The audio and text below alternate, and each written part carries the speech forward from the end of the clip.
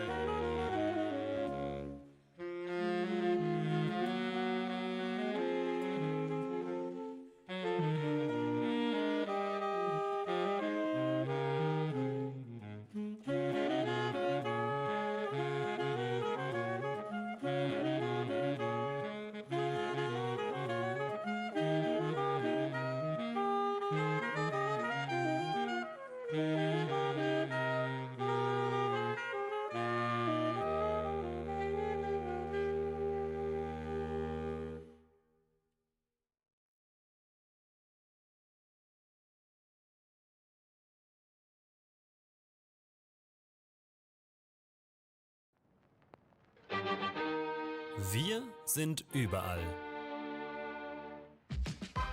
Wir gehen auf Tauchgang in die Tiefen der Musikgeschichte. Gestern, heute und auch morgen. Wir sezieren Partituren wie ChirurgInnen und haben unser Ohr stets am Puls der Zeit. Wir verknüpfen Zusammenhänge und ermitteln genreübergreifend. Von Bach über Boulez bis Beyoncé. Apropos B, let's talk about Basel, unsere Stadt. Hier erproben wir Theorie in der Praxis. In Vorlesungen, Praktika oder Exkursionen. Unser Zuhause? Die Bibliothek, das Konzert, die Playlist auf deinem Handy. Wir verschlingen Bücher wie Basler Leckerli und wir schreiben Geschichte. Wortwörtlich. Wir verstecken uns im Rampenlicht als Musikjournalistinnen, Redakteure, Lehrerinnen, Kuratoren, Dramaturginnen, Wissenschaftler. Wie gesagt, wir sind überall. Überall, wo Musik ist. Das musikwissenschaftliche Seminar der Universität Basel.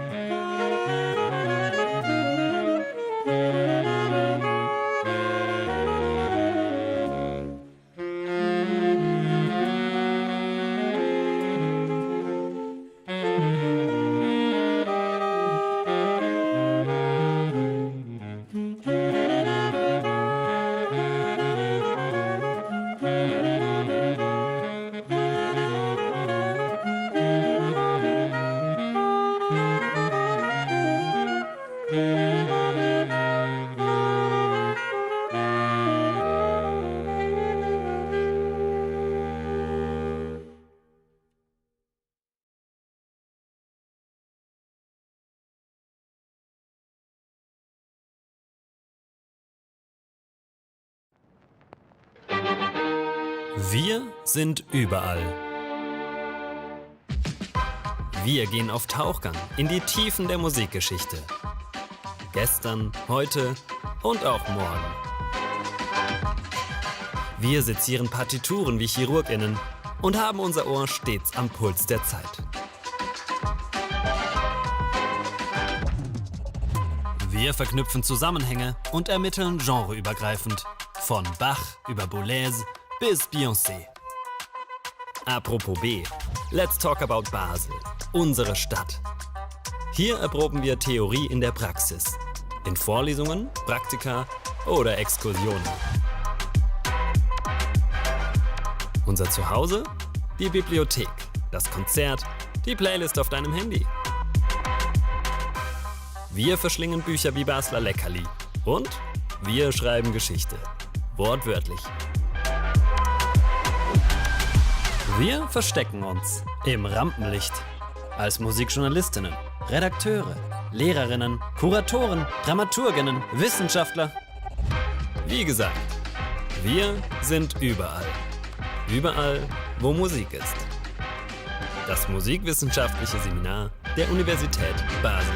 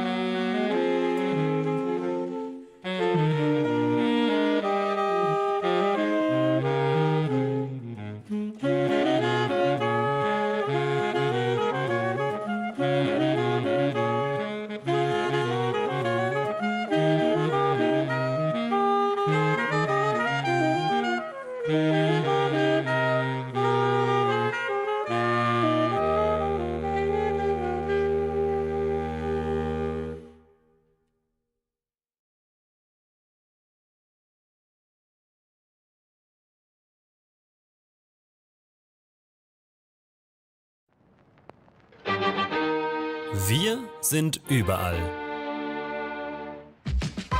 Wir gehen auf Tauchgang in die Tiefen der Musikgeschichte. Gestern, heute und auch morgen. Wir sezieren Partituren wie ChirurgInnen und haben unser Ohr stets am Puls der Zeit.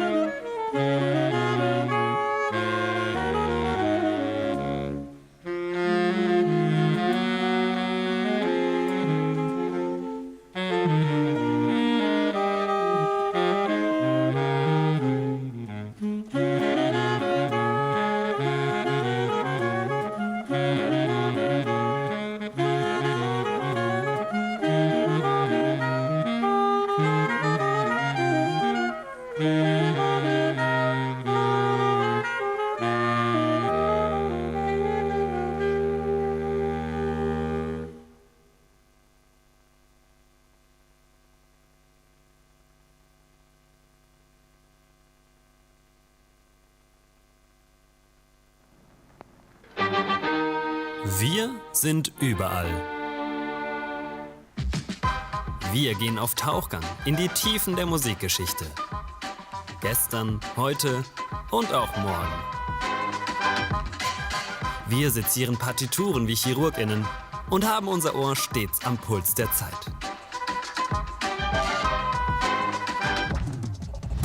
Wir verknüpfen Zusammenhänge und ermitteln genreübergreifend. Von Bach über Boulez bis Beyoncé. Apropos B, let's talk about Basel, unsere Stadt. Hier erproben wir Theorie in der Praxis. In Vorlesungen, Praktika oder Exkursionen. Unser Zuhause? Die Bibliothek, das Konzert, die Playlist auf deinem Handy. Wir verschlingen Bücher wie Basler Leckerli. Und wir schreiben Geschichte. Wortwörtlich. Wir verstecken uns im Rampenlicht. Als Musikjournalistinnen, Redakteure, Lehrerinnen, Kuratoren, Dramaturginnen, Wissenschaftler. Wie gesagt, wir sind überall. Überall, wo Musik ist. Das musikwissenschaftliche Seminar der Universität Basel.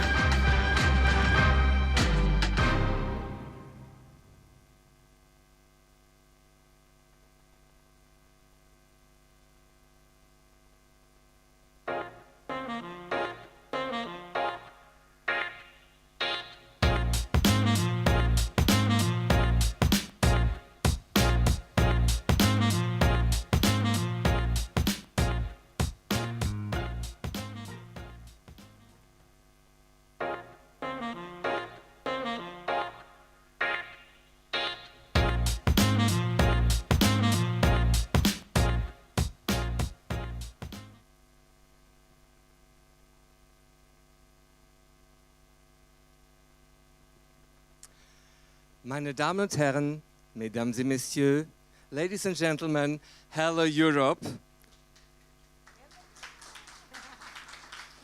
A warm welcome to, it's incredible but true, the 8th annual EUROVISIONS International Conference here in wonderful Basel. Yeah, thank you. Thank you for coming and thank you, Irving.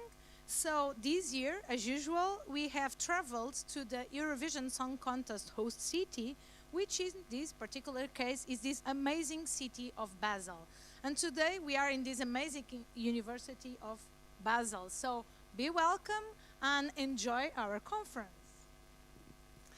Since we are here in Basel, which is a wonderful, welcoming city, and I think Eurovision can be happy to have such a wonderful host. We can also be happy to have such a great host with the Musikwissenschaftliches Seminar der Universität Basel. And a great thank to all of them who made this conference happy. Happy? Happen. so this is I think the motto of today. So thank you for a happy conference, Hanna Walsdorf. I would like you to introduce a little bit your musikwissenschaftliches Seminar. Thank you very much. Good morning and welcome everyone. Welcome to Basel. We are delighted to host this exciting conference in our beautiful room here. Big cheers and thank you for your trust and for all the people who helped organizing this. Nicole Joost, Susanne Stalder and the student assistants in the background to help us to have everything running smoothly. I wish you a great and exciting time. I have no more time to say anything more. So. Thank you so much, Anna. So it's amazing to be here before the proper presentation of our conference. Just some practical details. There is a toilet here, just on our left, I think, and coffee break. It's outside, in the other side of the road, in the very, very beautiful place. So it's a pleasure to have you here. So. Thank you very much, and before getting started, let me invite to visit our website, eurovisions.eu. There you can follow us and follow our news and subscribe our newsletter. So, and we are also in social media, Facebook, Instagram, and YouTube. So go there, follow us, and leave your comments and messages. In fact, our conference, as usual, is being streamed, and it's being streamed on YouTube channel, our YouTube channel, and Facebook. So please join us, and those ones in online. So you are very welcome to leave your comments, to leave your questions as well. You can participate in the debate because you have a special person taking care of your messages. So whatever you want to say, wherever you want to comment, you are welcome. Such a conference is, of course, not possible without a big team, and Eurovisions is not just the founding parents, Sophia and me, but a wonderful team that supports us. So I asked you to give a big round of applause to our colleagues, Isabel Campello, Carla Figueira, and Wilfred van Dellen.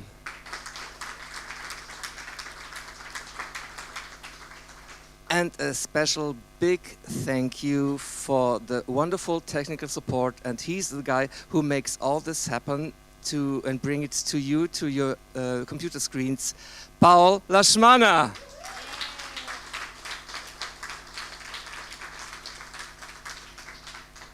So we are just about to start our first speaker. So I will introduce Professor Eberhard Wolf from Basel University. And as you know, the topic of this year is the unfairness in music and in the Eurovision Song Contest. So to tell us a little bit more about this rather discussed subject, I would like to welcome Professor Eberhard Wolf from Basel University. He's a distinguished cultural anthropologist, medical historian, and his keynote entitled Fairness? What Fairness? Professor Wolf will explore the multifaceted concept of fairness in this context of the Eurovision Song Contest. Drawing from his extensive research on cultural practices and health and identity as well, he will examine how notions of fairness are constructed, perceived, and contested in popular culture. So, welcome, Professor Eberhard Wolf, and a big applause, and let's get started.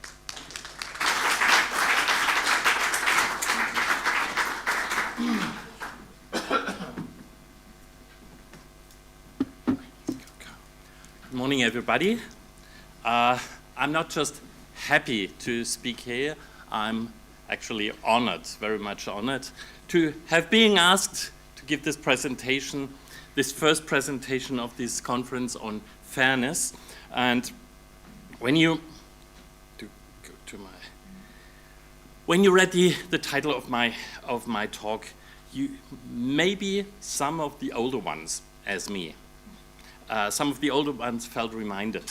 It's a phrase. It's a similarity to a phrase that actually was crisis. What crisis? Yeah. Crisis. What crisis? You know? Do you remember? Crisis. What crisis? Was an album, an LP of Supertramp in 1975. And on this title photo, you see different meaning than the one the way I understand crisis, what crisis, or fairness, what fairness. You see a luxury setting and a surrounding in a mess, and this more or less means, well, this person is ignorant, doesn't see the crisis all around. And in the 1970s, this crisis, what crisis, have been sort of a familiar citation, and it derived from a movie from 1973 named The Day of the Jackal, in German Der Schakal, and in this is a movie about an attempted assault against General Charles de Gaulle in Paris at that time. And on the picture you see a man and a woman, and the man lying, and them both lying in bed, and he is a high government representative, and she is a sort of a honey trap. She is a spy, and she asks him, "Why did you come so late?" He says, "Well, in the government we have a crisis," and she asks, "Crisis? What crisis?" And this is actually the origin of this phrase, crisis, what crisis, and Supertramp took it and interpreted in a different way. And in this movie, it's the question of the investigation crisis. What crisis? She, as a spy, wants to know more. And me, I want to do something different when I ask fairness. What fairness? I want to do something what in German is perfectly coined in the term of hinterfragen, which means something like investigating, and literally translated to ask behind, to look behind and ask. I want to know what it's all about with fairness from my very personal perspective. This talk has a structure, and I have quite a lot of slides. Maybe I will skip some of them, because I have a lot of different examples, sometimes explaining more or less the same. I will start with some attempts to define, I say, the undefinable fairness. I will give an example from Netflix Eurovision parody, The Story of Fire Saga. I guess you all know that movie. I will give one example, maybe from recent Swiss media coverage, one example from some academic ESC research, one example from ESC Code of Conduct that has been published last year, and I will end up with some conclusions, and one final meta-conclusion, which I will reveal right now. It is, be careful with that term. What is fairness? My first attempt was to go to some dictionaries, to some encyclopedias, and there I got the impression how difficult it is to define fairness. It's more or less undefinable. I went to the English Wikipedia, and there I read an article needs to be written. I went to the Encyclopedia Britannica, and I didn't find an article on fairness. I visited the Merriam-Webster American Dictionary of the English language, and what I found was a circular definition. As you see, the quality or state of being fair. That didn't help me a lot. I went to the Oxford English Dictionary. I found a cloud of related terms like honesty, impartiality, equitableness, justness. That gives some directions of some ideas people have when they're thinking about fairness. And I went to visited the Oxford Learners Dictionary, and I found the term, the quality of treating people equally or in a way that is reasonable. Well, and yeah, equally could be my eyes, one possible aspect of fairness. And reasonable, I asked myself, what is reasonable? What is reasonable? And you found something. I read something in here, which what I frequently read, which is the substitution of one undefined term with another.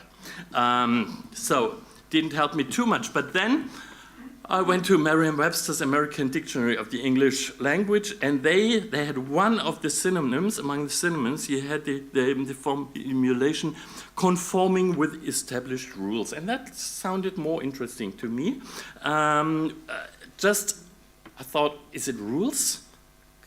Well, it's conforming. Fairness means conforming with something. But is it really rules? Is it something strict like rules, or is it something different? And what about established? Does it established mean that there's only one established, that there's only one rule, and it's accepted by everybody? So this definition sounded to me quite interesting, but a little bit too stiff and too narrow. So I decided to create not a definition, but my actual reading of fairness, which reads, confronting with a set of norms that are actually applied. And this means, this is to some extent different, especially in the perspective of that it's not talking about an absolute, but a relational reading. And there are apparently different possible fairnesses. So in the future, you should think fairness always, I think, in plural. There is not just one fairness. My next chapter, first example, I wanted to show you 2 minutes of the Netflix movie, but for legal reasons, of the Netflix movie Eurovision Song Contest, the story of Fire Saga from 2020, but for legal reasons, this talk is broadcasted on YouTube, so for legal reasons it's not possible to show it, but I have some stills. I have some stills for you in the story I wanted to tell you. If you ever see this movie, it's minute 13 to 15.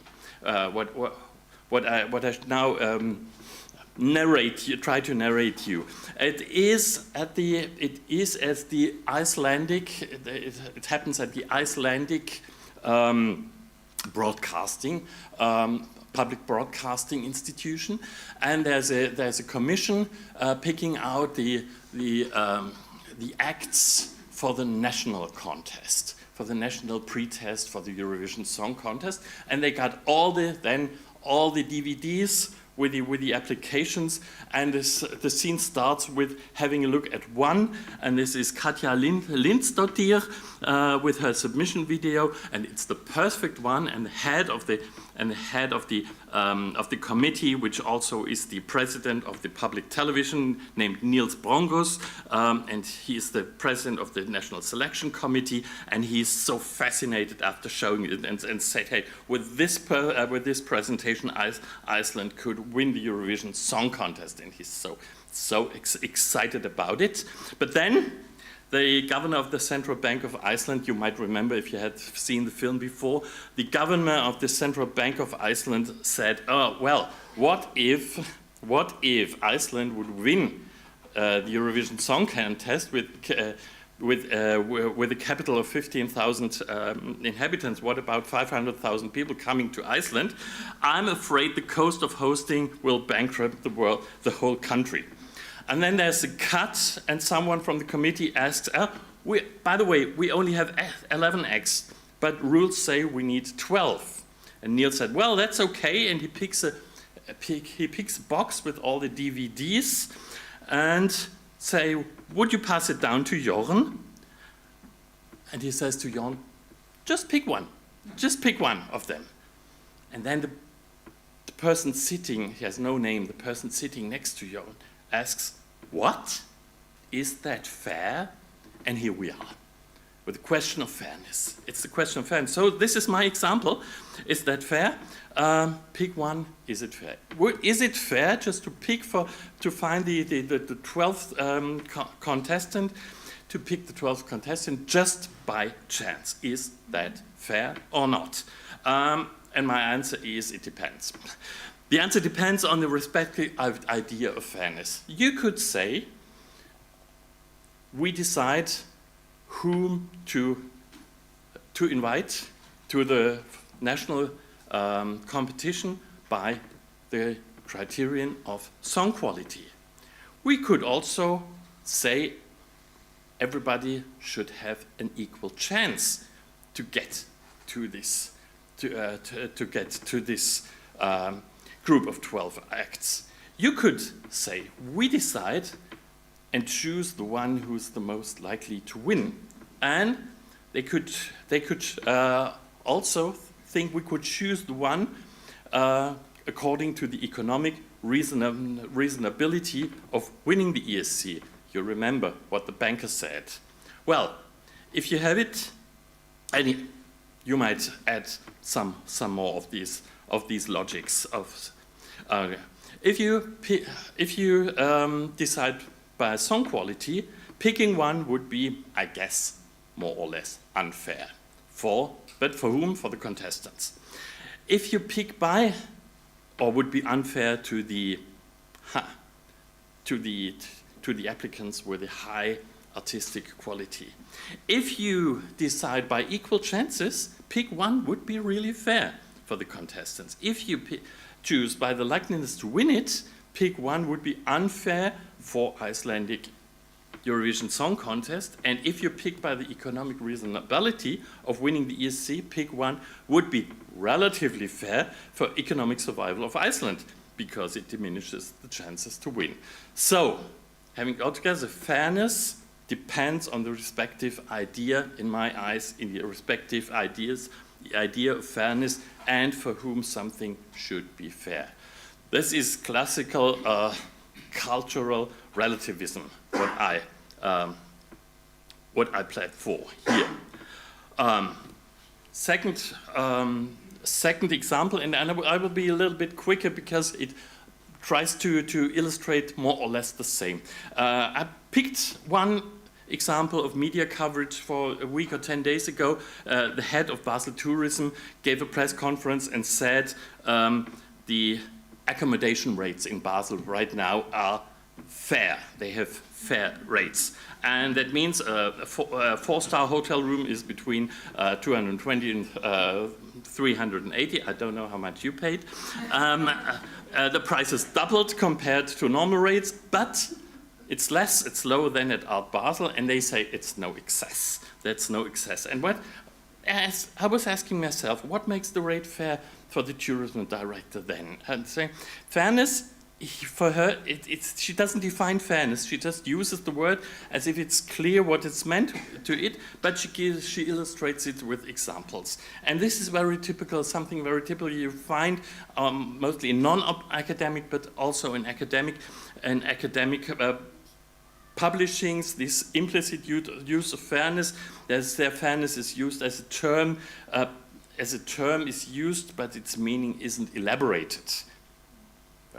So you actually don't really know how they understand fairness. And here as well, you have different possibilities to read the fair rate. What a fair rate for a hotel at the Eurovision Song Contest going? There would be no excess, but when does excess start? I don't know. It could be a rate that is affordable to average ESC fans. It could be a rate that respects the market of supply and demand. This is the neoliberal economic fairness. An ESC rate, it could be an ESC rate that balances deficits of low demand accommodation periods. So you ask for more when the demand is high, and you could see a fair rate as a rate that balances different interests, and I guess this could be something like the Swiss version.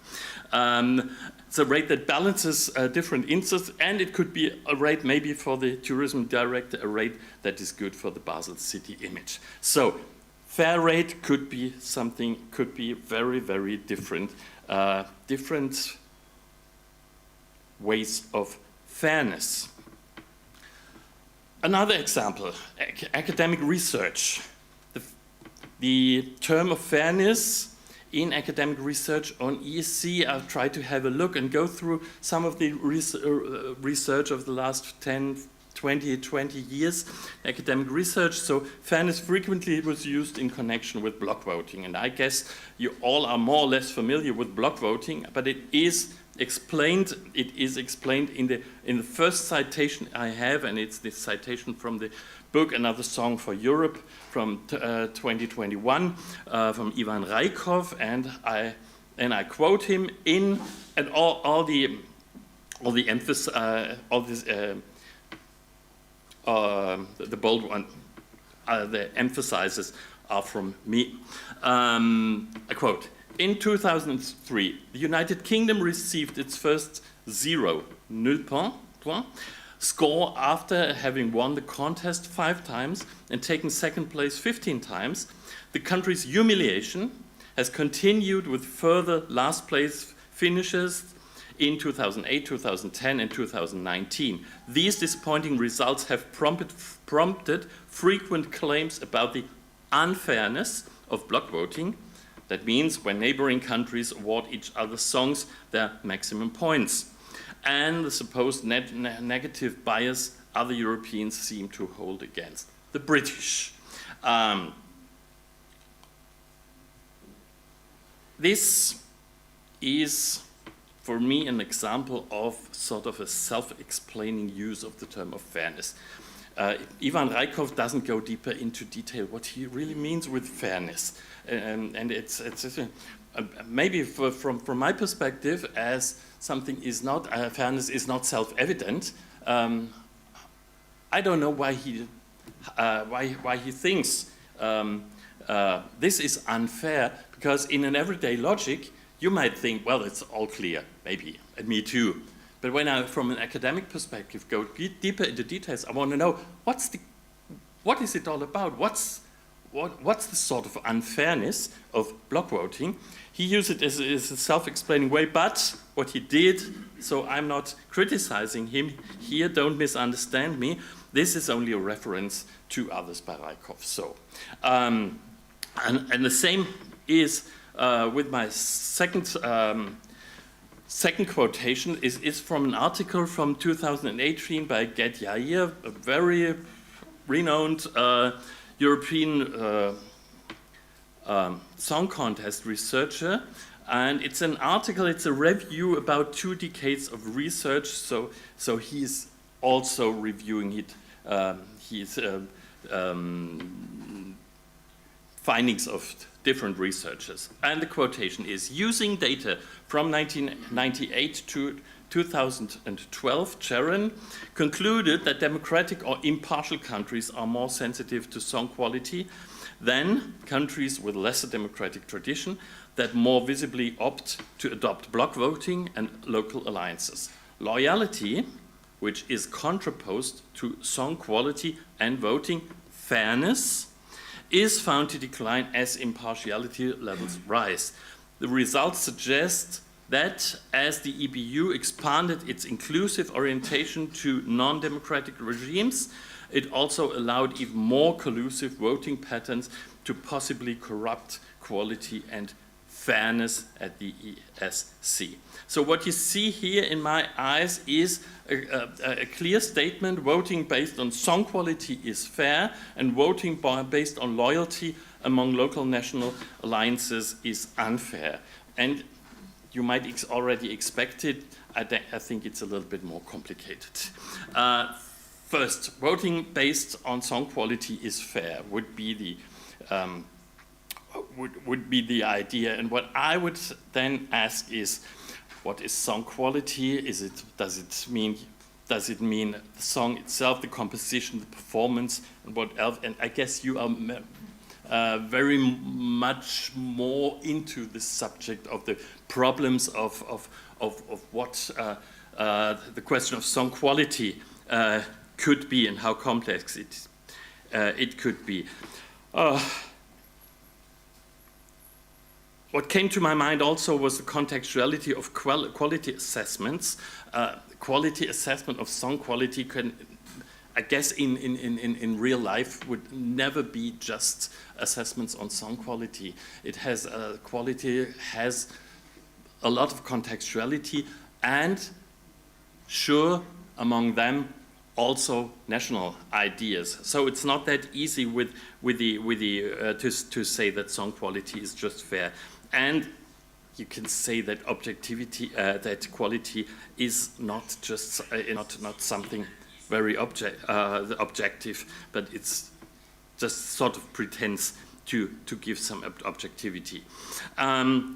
B, voting based on loyalty among local national alliances is unfair. I would say the ESC is a competition between nations by definitions, and just to cut out every national aspect is a little bit maybe short-sighted, and the national criteria are, as I said before, entangled with others, including song quality. So my idea is the simple dichotomy of song quality as fair, as a fair voting criterion, and national as an unfair voting criterion is oversimplifying a very complex matter. Now, no offense, Gerd, Ivan, and other colleagues, maybe you, no offense. I don't judge you by the use of just one term. You are the competent researchers having explained the complexity in the ESC, and what I do is just picking out one term of long books and long articles, competent articles. But when you have a look at this term of fairness, and you just scrutinize this term of fairness, you see fairness is more complex than it is usually, than it is frequently dealt with in academia. And even though the use of the term unfairness without elaborating the complexity and dialectics of the underlying normative system is in danger of substantially simplifying the topic. How many minutes do I still have? 10. Brilliant. Wow. My last example. Last December, the ESC published a code of conduct. I don't know who of you really read it, and all the participants have to accept it. I don't know whether they have to physically sign it, but they have to accept it. And I thought, well, maybe there I find the answer of what fairness really is. So I was asking, where does the term of fairness appear in the ESC Code of Conduct? And here on the chapter 1, this is page 5, you have a title called Fair Play, an Ethical Competition. Then again, you have in bold letters, fair competition, and then it seems to be explained what it is, a fair competition. Adhering to ESC rules is essential to ensure a level playing field for everyone. We promote a spirit of healthy competition and kindly remind participants that any unethical behavior or sabotage is strictly prohibited and will lead to sanctions. So, I was trying to find out what idea of fairness in this code of conduct is employed. And in this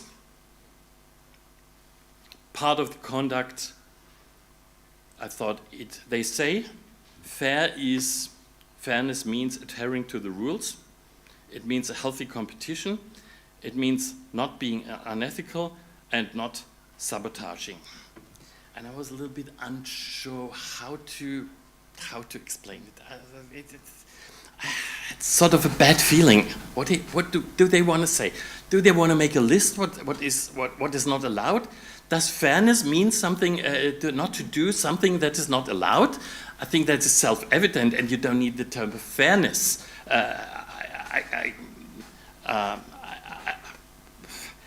I don't think if you blow not sabotaging the ESC, to blow a bomb in the ESC is I wouldn't call unfair. Being unethical. What is a healthy competition? And adhering to the rules also is a quite formal idea. A quite formal. I thought.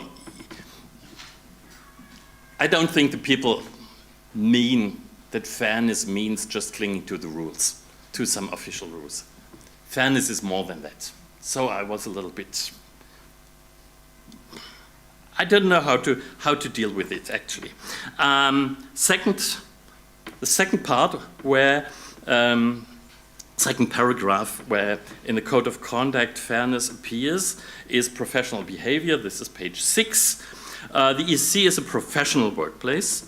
You must maintain a respectful, courteous, and professional attitude at all times while performing duties in relation to the ESC. Everyone must be treated with kindness, respect, fairness, courtesy, and on an equal basis. A non-exhaustive list of prohibited behaviors is attached to this Code of Conduct. Well, let's put the prohibited behaviors aside. Then when the rest is it equivalent? Does fairness mean it's equivalent or additive to kindness? You have this listing of that go back, this listing of kindness, respect, fairness, courtesy on an equal basis. So what's the relation of fairness to respect, fairness to kindness, fairness to courtesy? Actually, this is a listing, so it all means should mean something different. I don't know. Is it equivalent? Are they synonyms? No, I don't think so. Is it additive? So this would mean fairness means something other, and in this case, again, fairness is used in a way of being self-explaining. My answer right now was, there is no, in the Code of Conduct, there is no systematic meaning. I had the impression of sometimes, could it be a filler? I have a question mark here, but my main idea is, and this applies to some of the other places where you read fairness, the use of fairness could be a deliberately undefined term to create a moral atmosphere. This is my suspicion. Sometimes. Okay, some conclusions. Just to wrap it up, what I've said the last 15 minutes. First is nothing is fair, my ideas, not the truth. Nothing is fair or unfair by itself. Fairness is fair only in respect to its underlying set of norms. The term fairness is frequently used as if it was self-explaining. Arguing with the concept of fairness has the tendency of oversimplifying complex constellations, and fairness seems to sometimes being used deliberately in an undefined, opaque way for tactical reasons to create something like a moral atmosphere or something else. But I guess it's sometimes used in a tactical way, the term of fairness.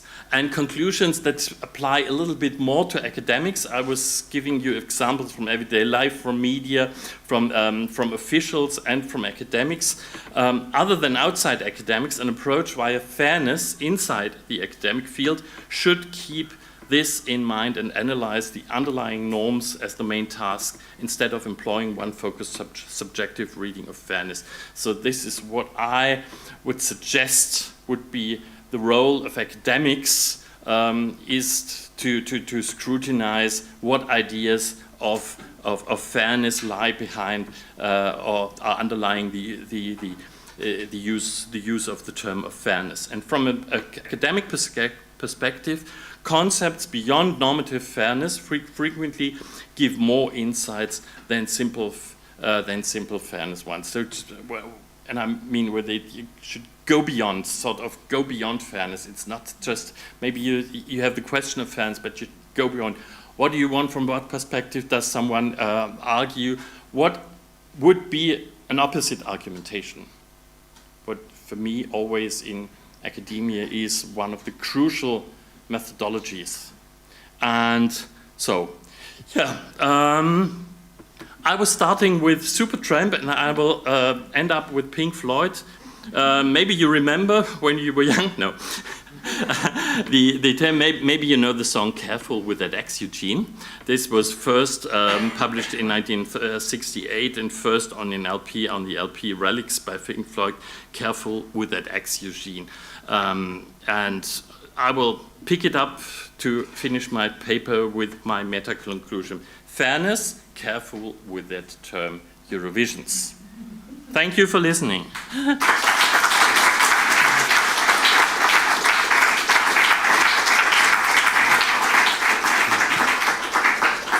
Thank you, Professor Wolf, for this very, very insightful presentation. We see that the concept of fairness is, as many other concepts in science, a very complex one, and we are looking forward to discuss this complexity in the next 2 conference days. Thank you again, Professor Wolf. Are there any questions in the audience? Or objections. Barbara?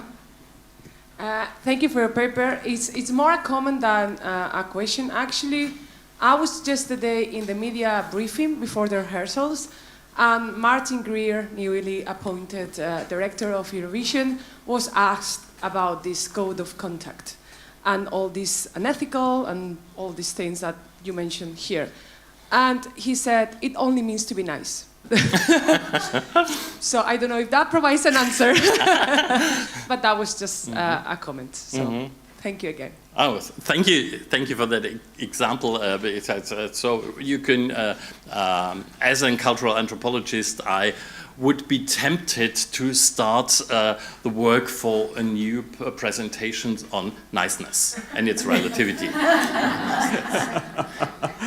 Okay, and I see we have a question online. Wilfred, can you please ask? Yep, this is a question from George Cremona. Thanks for this inspiring presentation. I have a question. Since, as you say, nothing is fair or unfair, which adjective, one word, would you find appropriate to define this festival? Greetings from Malta. Oh. I'm sorry, I didn't actually get what he said. Okay. Could you repeat? Well, as you say, nothing is fair or unfair. Which adjective, one word, would you find appropriate? So I think he's looking for another word. One that you find appropriate instead of fair or unfair. To define, I would ask back. It's a wonderful question because it explains. I guess you wouldn't save the problem to find another word. You could call it onk or peristaltic or any fantasy word, and you still would have the same problem of the complexity. Well, this is my déformation professionnelle as a cultural anthropologist, to see that it's all entangled in the society. So it's not that easy. It wouldn't be a solution to find but maybe we could start a discussion. Maybe someone has an idea. We had the term of niceness, and maybe I should shut up and leave you the floor because you are less destructive than me. Okay, so I think we will all try to be nice today to each other, do our best at least. But I think also to make our science slammers not wait longer for their appearance, we should close this first impulse. Thank you, Professor Wolf.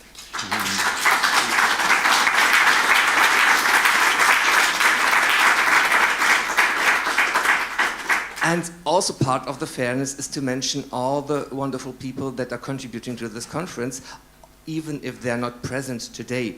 But at the beginning of our stream and also in the breaks, you will listen to some wonderful musical interlude, variations on the Te Deum of Marc-Antoine Charpentier, the music that we all know and cherish as the Eurovision anthem.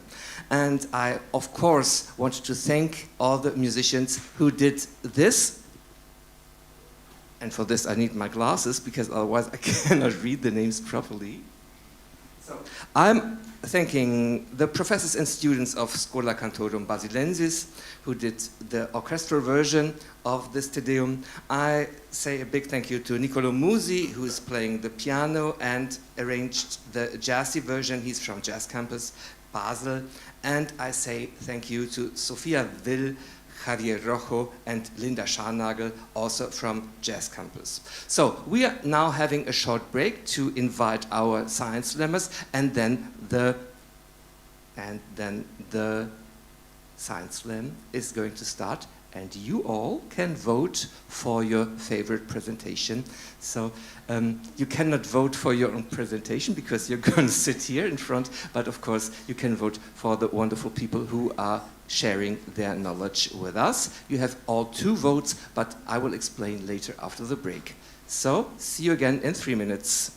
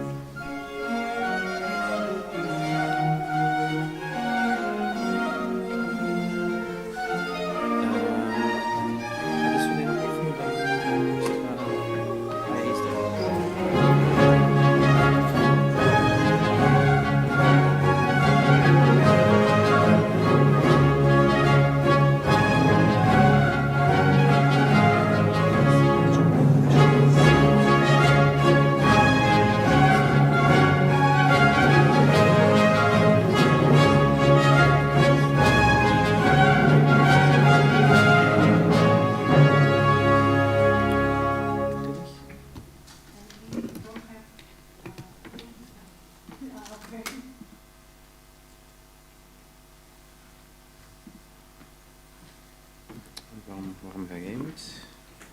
Nee, niet aansluiten natuurlijk.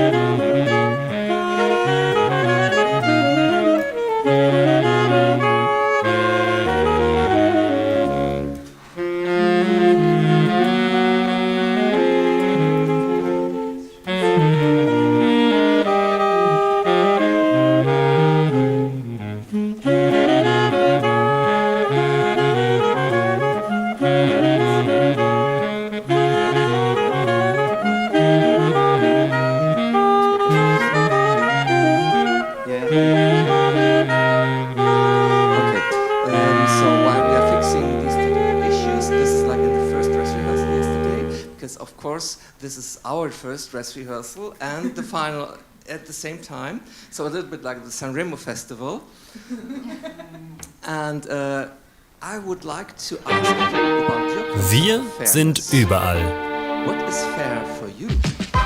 Wir gehen auf Tauchgang in die Tiefen der Musikgeschichte. Any ideas? Any Gestern, examples? heute und auch morgen. Wir sezieren Partituren wie ChirurgInnen und haben unser Ohr stets am Puls der Zeit. Wir verknüpfen Zusammenhänge und ermitteln genreübergreifend. Von Bach über Boulez bis Beyoncé. Apropos B, let's talk about Basel, unsere Stadt. Hier erproben wir Theorie in der Praxis. In Vorlesungen, Praktika oder Exkursionen. Unser Zuhause? Die Bibliothek, das Konzert, die Playlist auf deinem Handy. Wir verschlingen Bücher wie Basler Leckerli. Und wir schreiben Geschichte. Wortwörtlich. Wir verstecken uns im Rampenlicht. Als Musikjournalistinnen, Redakteure, Lehrerinnen, Kuratoren, Dramaturginnen, Wissenschaftler. Wie gesagt, wir sind überall. Überall, wo Musik ist. Das musikwissenschaftliche Seminar der Universität Basel. Discussed before the task, when the task is evaluated, fairness should be made. But since we deal with languages, sometimes the way a question is formulated can be misunderstood by the students or by the teacher.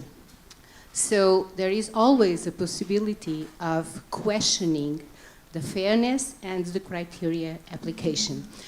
But still, I do rely on criteria, and that's how we can ensure that fairness can be achieved in the education field. Thank you. Thank you. Thank you so much. I don't know if you are ready to go. I think so. Apparently all the audio was already on stream. Apologies for that. And, Yeah. Yeah, I think we can continue. Yeah, so no one is injured, so we are okay. So we will start. Thank you so much. I think you have some thoughts as well, but next time I'll go to you. So yeah, we can start. Thank you for waiting. So we can start our Science Slam round number 1 with these 3 amazing researchers. And thank you so much, Jess. I'm very happy to meet you in person because Jess Cardinal, our moderator, was our invited speaker in 2020 online. We were online due to the pandemics, and we were talking from Portugal to Australia. So we are very happy to have you here in person. So with no further delay, I will pass the word to Jess to start this Science Slam first roundtable. And don't forget, you can vote. You can go to our website and you see a button Science Slam, and you can vote. And then at the end, we will have a little surprise. So thank you so much. The floor is yours. Thank you very much, and thank you to our Science Slammers for being here. So the way this runs is you've got 2 minutes to introduce yourselves, talk a little bit about the main themes of your research, then we'll have a few questions from moi, and then we'll have discussion at the end where we invite others to ask you questions. So we're going to start with you, Jonathan Stark. So hello everyone, my name is Jonathan, I'm 30 years old and I work here at the University of Basel in the musicology department as a team member of our Night Muse research project. My research on the ESC was all about the question, how can you actually win the ESC? And it was important for me to focus on the music itself with this question. Because it may be surprising, but if we have a look at the last 20 editions of the ESC and their winning songs, we can see that there actually is a winning formula, musically speaking, for success, for winning the ESC. This winning formula includes genre, key, and tempo. So in a nutshell, you could say that if you compose a song that belongs to the pop genre, is in C major or E minor, and has a tempo of 123 BPM, you increase your chances of winning the ESC quite significantly. Now, the problem with this winning formula is, of course, that we would sacrifice quite a lot if every country would just use this winning formula. First and foremost, we would sacrifice diversity. And that would be a problem because celebrating diversity through music is a core value of the ESC. So in my research, I addressed this problem by suggesting two strategies for making small adjustments to the winning formula. These adjustments make it possible to balance the chance of winning with the diversity of the ESC contributions. So I hope this sounds interesting to you, and I look very much forward to receiving your questions. Thank you. Thank you very much, Jonathan. So I guess my question for you is, how do you see this interacting with that idea of fairness? Does having a formula make things more fair or less fair? Yeah, that's a good question. I think this has to do with access to education and to information. So it is not so hard to see or to identify this winning formula, but then the question is, of course, which countries use it and how good is the access to this information. And another question is, how good does the winning formula align with musical traditions of the countries? Because it could be possible that a country maybe has a tradition or an image of a certain musical style which is not aligned at all with the winning formula. So then there are questions of fairness, of course. Yeah. Do you have an example of a winning song that doesn't align with the formula that you could give us? Yes, there are many. So what's very important to say is that this is not an exact science. Yeah. So you will be able to find many, many counter-examples for this winning formula. For instance, I think France is a pretty good example. Now, France was not the most successful country in the ESC in the last 20 years, but I think in 2021 they came in second, so they did pretty good, with a song that didn't have anything to do with the winning formula. So that was a chanson, the tempo was different, and the key as well. So there are many counter-examples. Yes, it is more about a statistical tendency than about an exact science. And do you think that formula changes over time? Because it seems that, I know you mentioned that there's sort of a danceability to the beats per minute, whereas that may not have been so much of a consideration with some of the older songs. So can this formula actually change? I'm sure it can. What I did was looking at the last 20 years of ESC. So this winning formula applies to the last 20 years. But I didn't do it, but I'm pretty sure that if you have a look at the 80s or 90s, you would come up with a completely different winning formula. Yeah. I'm pretty sure that would be the case. But you think there would still be a formula that emerges when you analyse those winners? Probably, yeah. I think so, yes. Okay. Because I think it's interesting to consider that, you know, you come up with this formula, suddenly everyone tries to stick to it, and then we get sick of it as the audience. And the winner will be somebody who breaks that formula, and then we see this happening all the time with Eurovision, where we get our own trends in the music. Just to add to that, of course, the reason why that is not an exact science is that ESC is so much more than just the music. It's about performance, it's about traditions between countries, it's about the voting system. So this cannot be only about music, so yes. Yeah. So you've got more elements to that winning formula than just the beats per minute and the key and everything like that. Excellent. Well, thank you very much, Jonathan. That was excellent.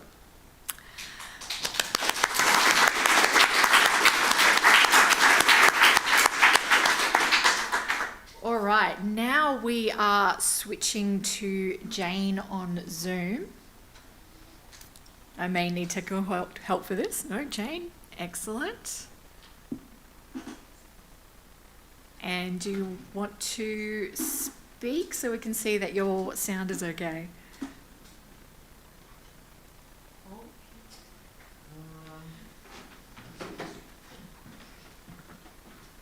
Can she say something? Can she talk? Can you talk? Hi, Jane. Can you talk? Oh, she can't hear us either, maybe. Can you wait? Hold on. Audio. Oh, sorry.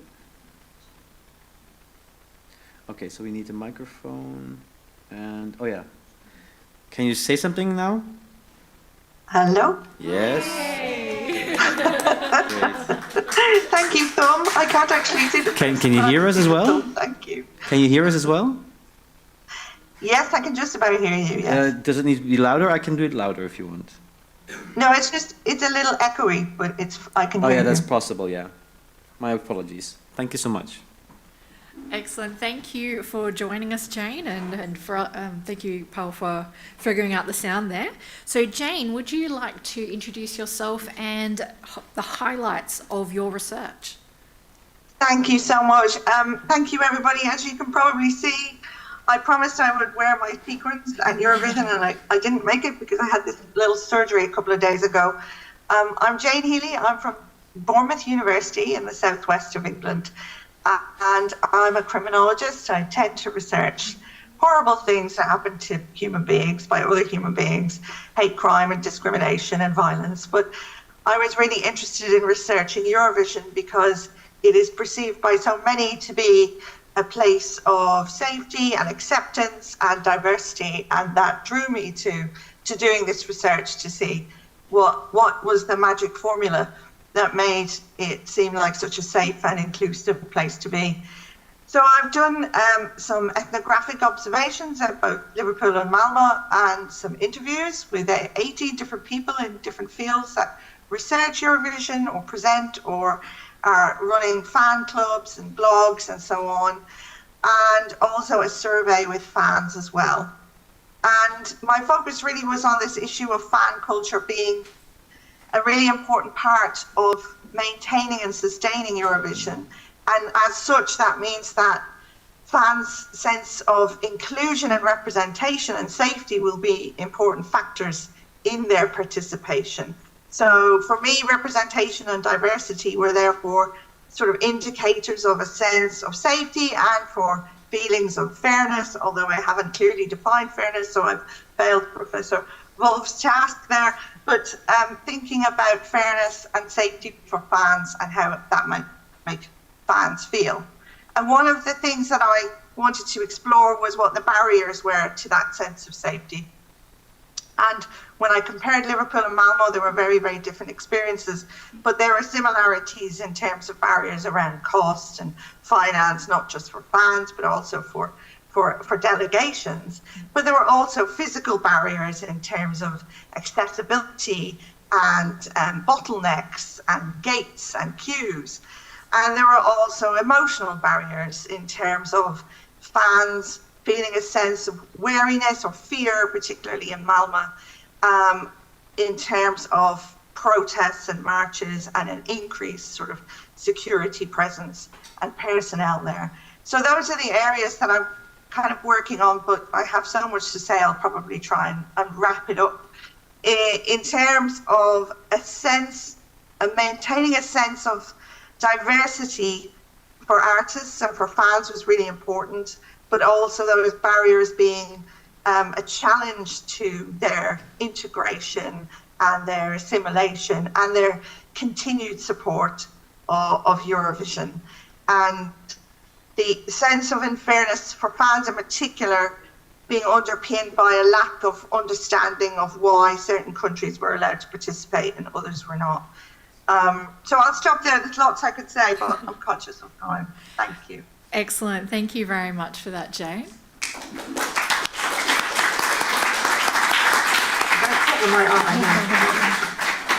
You're doing well.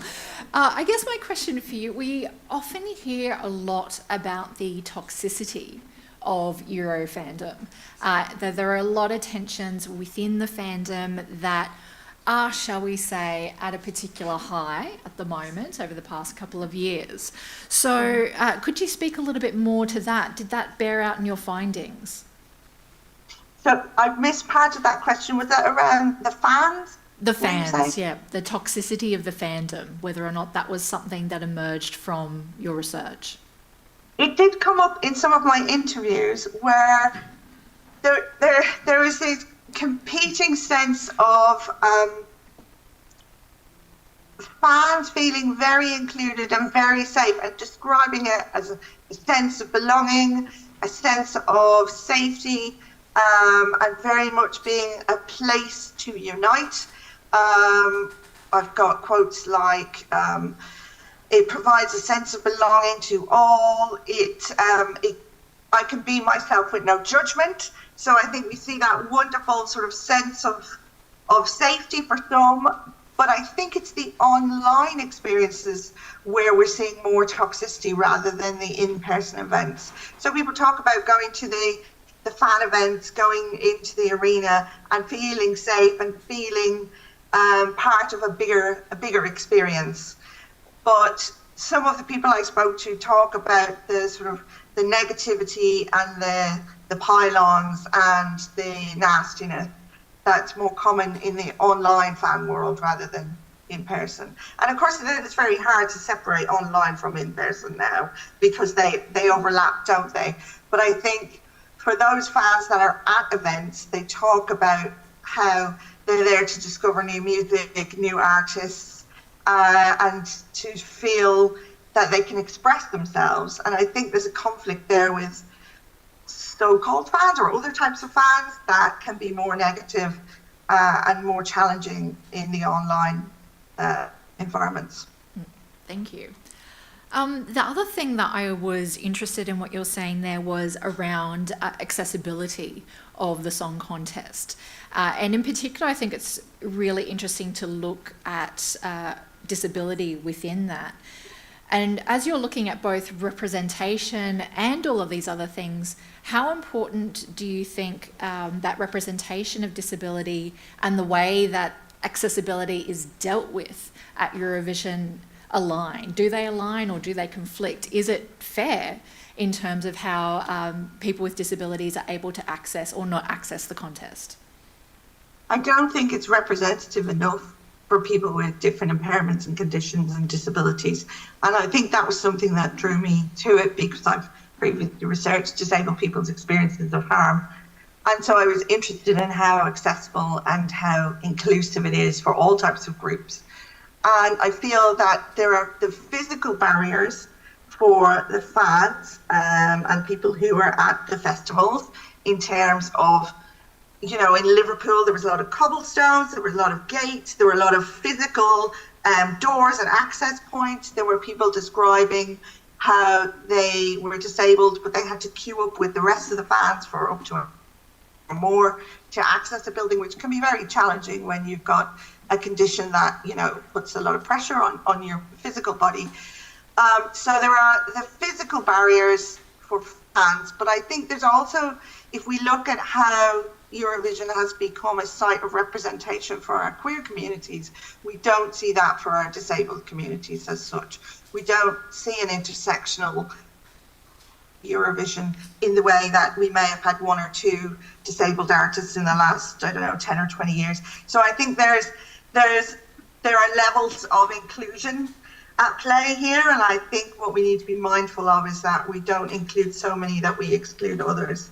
And I think the others being people with different impairments and conditions, people from different religious backgrounds, for example, people from different cultures. There's still a way to go to overcome those barriers for those groups. Excellent. Thank you so much for that, Jane. It's really interesting research. Thanks so much. Okay, last but not least, Timo Herman. And are you going to sing for us? Maybe tomorrow, who knows?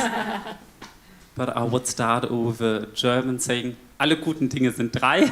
So all the good things are three at least. And that's, of course, the case for both panels. I'm Timo, I'm 24 years old, and currently I'm studying in a master called Ethnography and Cultural Analysis, but I'm gonna present my bachelor's thesis today, and I'm quite a big fan of Eurovision, and I always found the interconnectedness with politics really interesting, and some of my political knowledge and of different conflicts also stems from liking Eurovision. And that's why I picked two entries. First, Jamala's 1944, I'm quite sure you know that one, as it won the 2016 contest for Ukraine. And Manissa's Russian Woman, she finished 9th in 2021 and is the last Russian entry to date. Yeah, I said both of these entries within the framework of the Russian-Ukrainian war or conflict, or how you'll name it. I discussed it more in my work and theory, of course. And I wanted to know, what meanings do fans and media attribute, and how do they read those entries as political, as too political, or problematize it? And so I did a sample of, it was mostly German-speaking articles, and I also interviewed some fans. I couldn't interview the artists themselves. I requested their management, of course, but I took a look at some interviews online. I would have loved, as a fan, to interview them, of course. And my findings were that they were interpreted quite differently. Regarding Jamala, especially after her victory, the victory was attributed to the song being too political and having an instant connection with the annexation of Crimea. And for Manissa, it was different. Her entry was like largely well received if one ignores the backlash in Russia itself, and like the colorful Western value presentation of Russia was quite liked. But some people I spoke to also criticized it. Yes, does this reflect the reality of life in Russia? And so I think you can interpret it in quite different ways. You could either say, okay, Manissa is Tajik, so she's like minority in Russia. You can also discuss more about how minorities are produced and how do I reproduce them in my work. And Jamala is Crimean Tatar. And against the backdrop of like experience of discrimination, you can also interpret this self-ethnicization as a powerful, empowering way. But on the other hand, there's also the possible interpretation that you can say, okay, those artists were chosen to, they are discriminated within the country, and they were chosen to represent a more plural national self-image. This would rather like focus on the structure, the other interpretation rather on the agency, and I would like to offer those interpretations to discussion. Thank you.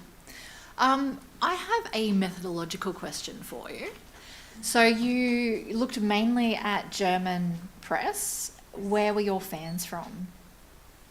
My fans, which is also maybe a weakness of my studies, were from my closer or my broader own social circle. So it's quite a German or Western view on this topic, which was also due to like limited means of research and time within this academic field. For the scope of the project, that's understandable. I'm just wondering whether you have thought about the impact of those things. So is this a particularly German perspective on those two songs, or do you think it would apply broadly?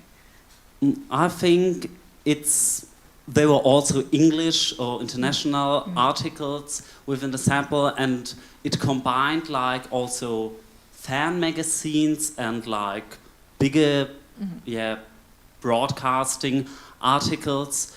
But I would be careful, especially as a cultural anthropologist, to generalize these aspects. So I wouldn't generalize it. No, thank you.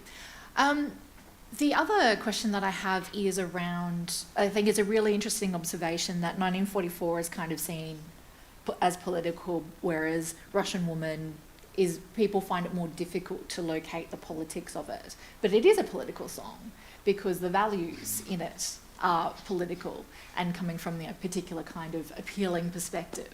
So I was wondering if you could speak a little bit more about your findings around how politics is defined in people's interpretations of those songs. So I myself used a quite broad term of political to phrase it in the work. I would say that in regard to Jamala's song, the political is interpreted by the people as something negative, which shouldn't be intervening with the contest. Maybe the result, it was also interpreted as unfair.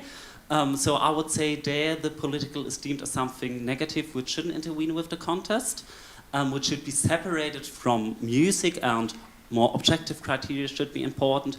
And within Manisse, there were just a few people who criticized this maybe not so very accurate representation, and often the contribution wasn't read as political, so maybe those people used, I would say, a more closed term of politics, focusing on governments, and don't see the transmission of certain values and things as something political. So I think there were different political terms at use. So you think it's because 1944 was able to be located more readily within a sort of state-based politics, whereas Russian Woman was celebrating things, so that makes that politics okay?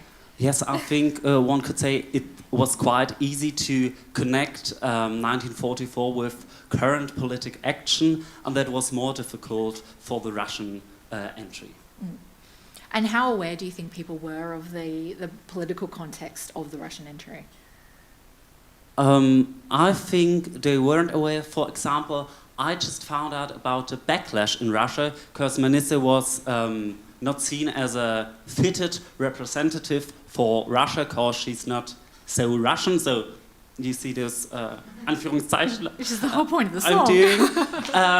That's the point of the song. But for example, I myself didn't knew about this backlash before, and also the fans I interviewed didn't know, and it wasn't mentioned in most of the online articles. So it was just a praise of this lovely, colorful song, and those voices asking underlying things weren't that many. Excellent. Thank you very much. And thank you to all three of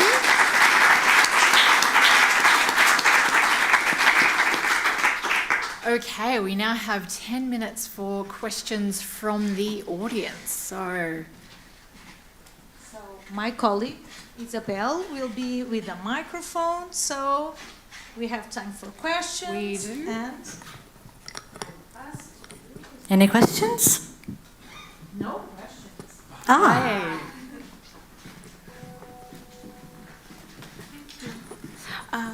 I'm sorry, I forgot your name, but Jonathan. Jonathan. So you talked about that. Yeah. So close. I'm sorry. Yeah. You talked about the key and some genre or something Genre and tempo, will yes. give a really significant advantage in terms of winning or getting more points. Can you tell us more about how you did that part? Yeah. Theoretically? Yeah, Thank sure. you. Well, it is in looking at these three factors is not a very complicated calculation. I mean, you can easily access lists of the genres of the last 20 years of winning songs, also of the several national contributions. Then for the key, I just did that with my, I'm a trained music theorist, so I basically looked at the songs and what's the key they are in, so in which key do they start, in which key do they end. So you mainly only focus on the songs that win the Eurovision that year, right? Yes. Did you also look at the other songs also participating but didn't win? Yes. After I did that, I extracted some lists for Switzerland, France, Germany, Sweden. So some countries that were of particular interest to me. But the winning formula is about the winning songs, and then the tempo is of course very easy because. BPM is BPM, right? So. Sorry, I have a follow-up on this because we seem to have very similar lists that we used. So we had a hard time actually showing that these effects are really determining a lot of the winning chances if you look at all of the songs combined. So how did you come to the conclusion that this is a really strong effect? Like what measure or what model or Yeah, how did you do this part? Well, maybe that was, I wouldn't really call it a very strong effect. So that was what I tried to say when you had your question. Of course, this is not at all exact. Now, I don't know, have you looked at the exact same 3 factors, or did you have more? Because I don't know that. Actually, she is the expert. This and like a lot. Well, we also got this type of features from Spotify for all of these songs passed long ago. And then we tried to identify if there's any patterns between the country's points, pairwise country points, and the songs the country which is receiving. The song features the country that is receiving those points. And actually we didn't really find the strong relationship between those features with the points. That's the reason why we feel surprised. So your model probably was much more inclusive than mine. So because you looked at all the points, right? As far as I understand, yes. Okay. So that could be a reason, possibly. Yeah. Okay, thank you anyway. Thank you. Okay, any more questions?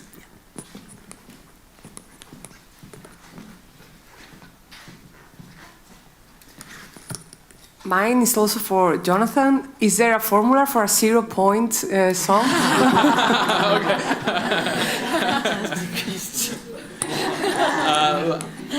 I don't know. That is a very interesting idea to check. I can't answer that. I'm sorry. Next research. Yeah. Any other questions? Yeah.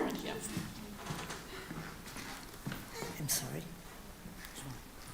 I have a question to Jane. As a disabled fan, I am very interested in your research. There are 2 entries in Eurovision that has disabled people as singers. The Finnish song in 2015 and more recently the Russian song in Lisbon. And both songs didn't get to the final. My question is, do you think that disabled people and as less chance to do good in Eurovision, do you think that should be a special contest for disabled people, or like in sports, or not, because music is not is very subjective. My question is, should we try to integrate the disabled people, and how? Should we have a special context for us? How can we integrate all the disabled people in Eurovision? Yes, thank you for your question. Sorry, this was for Jane. It's a Jane. Jane, this question was for you. I didn't hear the question. Could you repeat it? So should we work to integrate disabled people into the existing song contest, or should we establish something like the Paralympics as a separate contest so that there's still representation and participation but on a different level? That's a really interesting question, isn't it? Because to be truly inclusive, we should have integration within the existing contest, but I think there are such a variety of different forms of impairments and conditions. There may be an argument for some separate contest depending on a particular, for example, learning difficulties. I don't see any reason why we couldn't have a goal of full integration though, and I think as a society, the more we separate out people into separate events, the more barriers we create and the broader the us and them. So my own gut feeling would be as integrative as possible, but I wish I was there to discuss it further with your questioner, because I'd really like to talk more about that. Please get in touch. Thank you. Any more questions? Oh, yes, Alan.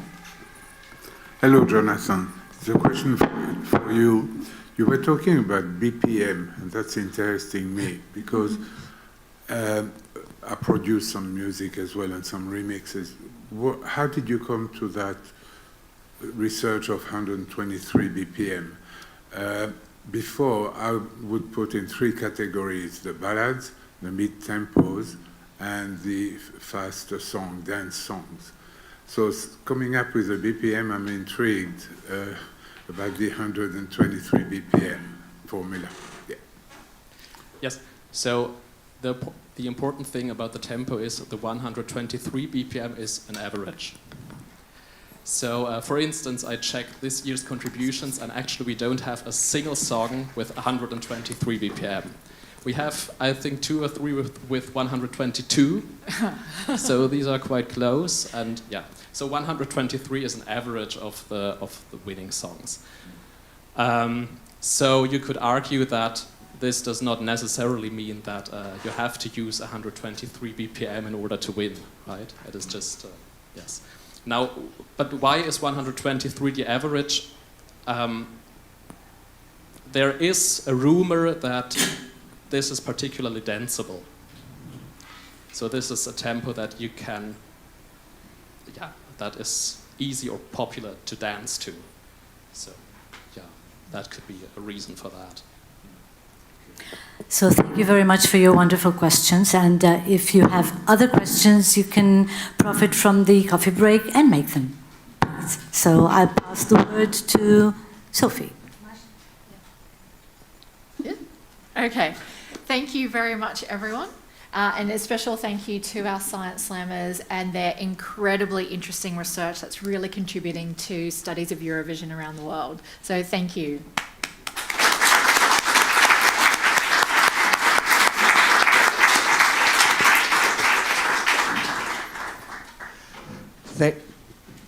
Thank you to the Science Slammers, thank you to Jess, and thank you to all of you to be part of the Science Slam. Thank you especially to those watching us online and being able to vote for the participants.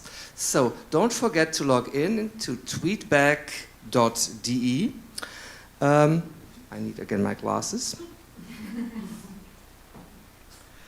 And tweetback.de/Z7WB. So all those following the stream, they will also find a QR code telling how you can find this voting page. And I see there's still a lot going on since everybody has 2 votes. So you're not obliged to give your 1 vote to your acquaintance that is in the Science Slam, but you can really vote for the presentations you like most. We will just have a short break to welcome the second round of the Science Slam, and in the meantime we will again be happy to listen to the Schola Cantorum Basilensis, the professors and students from this wonderful institution. We will listen to Nicolo Musi and Sofia Will, Javier Rojo and Linda Scharnagel, who will give us their interpretations of the wonderful Te Deum of Marc-Antoine Charpentier. See you in 5 minutes.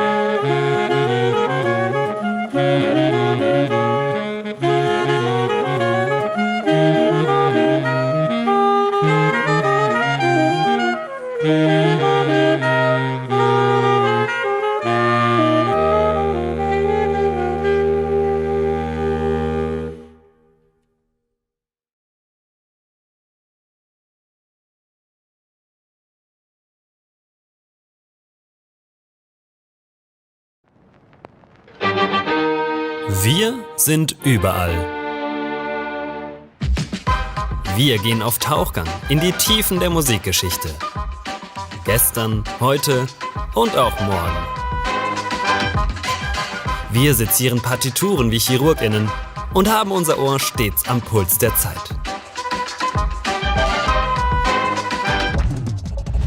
Wir verknüpfen Zusammenhänge und ermitteln genreübergreifend. Von Bach über Boulez bis Beyoncé. Apropos B, let's talk about Basel, unsere Stadt. Hier erproben wir Theorie in der Praxis. In Vorlesungen, Praktika oder Exkursionen. Unser Zuhause?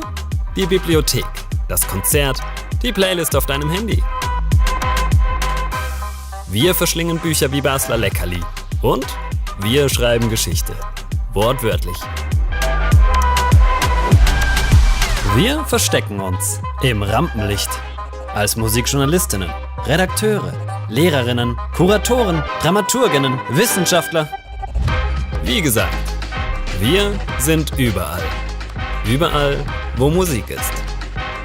Das Musikwissenschaftliche Seminar der Universität Basel.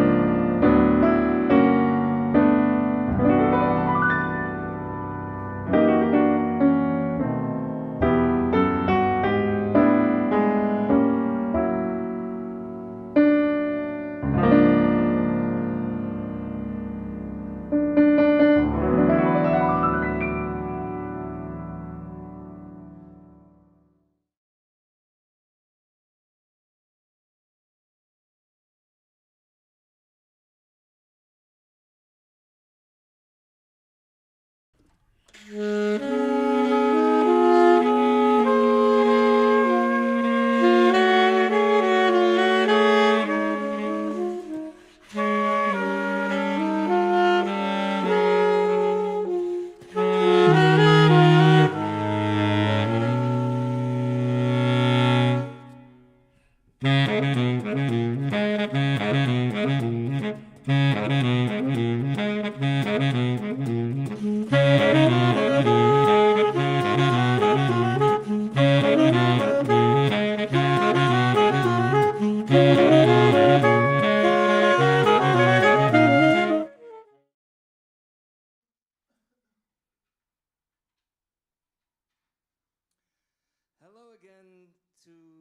again to the EUROVISIONS International Conference 2025. Now going on with the second part of our Science Slam. And I'm very happy to welcome for the second round as we call them, dinosaurs, Jack Shepherd from the Mid-Sweden University. Give him a big applause, please. Jack Shepherd is an expert in tourism and peace studies, and he will also be part of tomorrow's Scholarly Roundtable, and we are looking very much forward to his presentation. But today he is hosting our Science Slam Round 2, and I'm giving a big warm welcome to our participants, Gieden, Boglaka Makari, Laureen Hanig, and Natalie Rivera, and Andreas Grassel.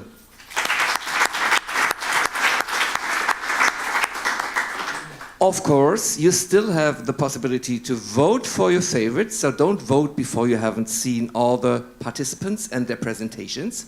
So you have the possibility to do so if you scan the QR codes seen on the screen, or you log in to tweetback.de/Z7WB to make it less complicated. Okay, so now the second round is open and we are looking forward to wonderful presentations. Enjoy.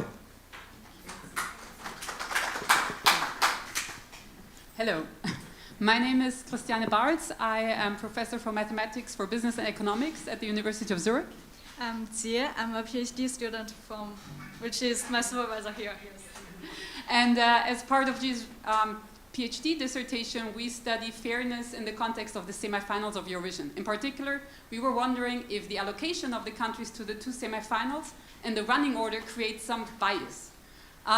I think most of the people here in the room are aware that voting blocks exist. Some countries are friendlier to others.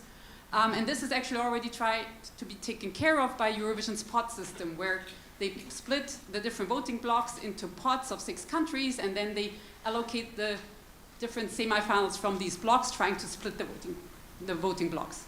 But this mechanism, we actually show, works better for large voting blocks of 5 or 6 countries, not necessarily for small, such as 2.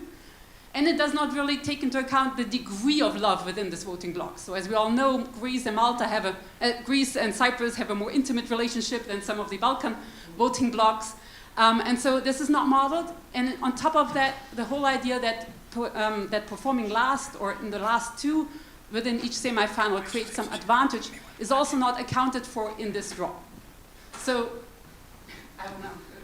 So take Montenegro and Serbia as an example.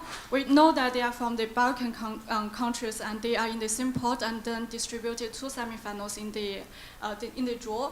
But the problem from the pot system is that it doesn't count for example, there are countries in the same semifinal which may dislike or don't like the songs from Montenegro as much as the other countries. And also, as in the current semifinal, Montenegro is in the second of the position, while Serbia is in the second to last position. And our analysis found that Montenegro has a much lower disadvantage to qualify for final compared to its neighboring country, Serbia. And so we asked ourselves, what can we do? Can we come up with a better model or come up with a fair system? Then we model this problem as a mathematical optimization problem, utilize the mixed integer linear programming. So then our optimization model applied to this year's contest, we found this more balanced semifinals. And then I forgot to mention the bias gap for the real semifinals is actually 33, but our optimization managed to drop it to 6.6 bias And moreover, our optimization only accounts for the first 3 and last 2 positions as a positioning effect. So the middle part is still leave for the experts to design the show. That's most of what we wanted to say. Yeah. Okay, thank you very much.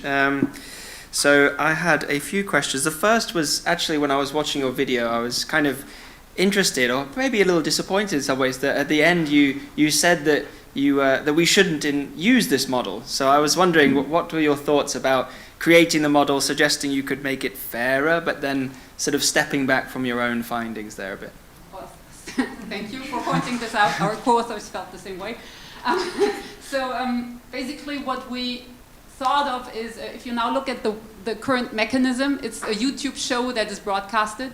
And as much as we love a mixed integer problem, we felt that the entertainment value of that mixed integer program is probably not as high as you would love this to be. So this is why actually as a next step, we would love to get into conversations with people from ESC and understand kind of what it is that you're looking for in this draw, and maybe create some draw system that keeps some of the excitement that you're probably seeking by doing this show, but at the same time being closer to the optimized value that we get. Have you thought about writing to people working with the event to share your findings with them? We're hoping that we get into some touch at this conference. We're hoping to, I think we already asked Isabel if she has some thoughts, and we're looking for any kind of input on why people think that right now there's this pots of 6, because you would, for example, have a much better control over what's happening if you use pots of 2. But maybe there's a reason why it has to be pots of 6, and we feel like as outsiders we don't want to kind of say we know how to do this better. But before we come up with something where you say, please do it this way, we thought this is our naive approach, how we would do this without any show element, and we would love to kind of then have a dialogue and understand how to construct this better. So we'd love to have this as a basis. Great. But yeah. Well, hopefully you can get in touch with somebody. I was also curious about, so obviously there's been a lot of research on block voting, a lot of it perhaps done in the early 2000s that talked about these kind of classic alliances. I was wondering whether, how did you decide what were friendly countries? Because we're seeing new trends, especially let's think about since the Russian invasion of Ukraine, there's a huge Ukrainian diaspora that has sort of perhaps changed maybe some of the voting patterns we're usually seeing, or for example, Ireland giving high points to Poland because there's a huge diaspora there. So what are your sort of criteria for that? Start attempting then, and this actually G is the data expert. Okay. She did all the regression. So basically, this is why we already had some questions when we talked, when we heard Jonathan's talk. So what we did is we did a large regression analysis incorporating a lot of song characteristics. We had the beats per minute, we had the key, we had the genre. I think at some point we even incorporated some parts of what the lyrics were actually about, trying to kind of control for various factors that are not merely explained by a country likes the other country. And I think to account for these dynamics right now, what we did is we only used the last 20 years, even though we created data from 56 onwards. But we thought the old data probably does not represent the voting blocks correctly. And I think you even did a fixed effects model for NT, but this is... yeah, we also did a fixed effect of the yearly fixed effect. So that's when you talk about there are some sudden events that year or some invasion of the war, this will be fixed in the regression model, kind of. So it's more like trying to find a general necklace or disnecklace across countries over years instead of try to identify in this year how they will like each other. So maybe just kind of trying to put this into simpler words, what we try to do is kind of keeping everything the same. How much does kind of Switzerland like Albania more than the other countries like Albania if we control for a lot of other things? And we try to give this a numbered value, and this is what we call the bias. What we did not do compared to other literatures, we did not kind of come up with these blocks and then say this is block 1, this is block 2, this is block 3. But we just came up with different numbers where we say they typically give 5 more points on average, or they give 1 less. Great. Well, I'm sure that could cause a lot of sort of consternation in European diplomatic circles if your numbers came out. But thank you very much for that. We will now move to our guests online, I believe. We have our three presenters there, Loreen Hanning, Bolglaka Makari, and Natalia Rivera. So if you are able to present now. Hi everyone, I hope you can hear us quite well.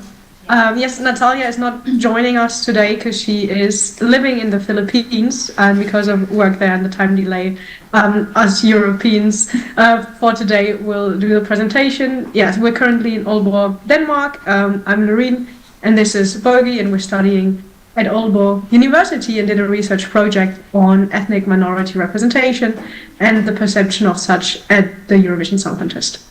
Yes, so the starting point for our research was this recurring pattern of who has the right to represent a country or a nation at Eurovision.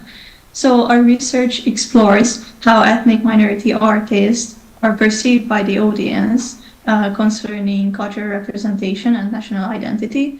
So we chose two cases for our research. One is from Italy, and we chose the performance of Mahmoud with his song Sodi from 2019.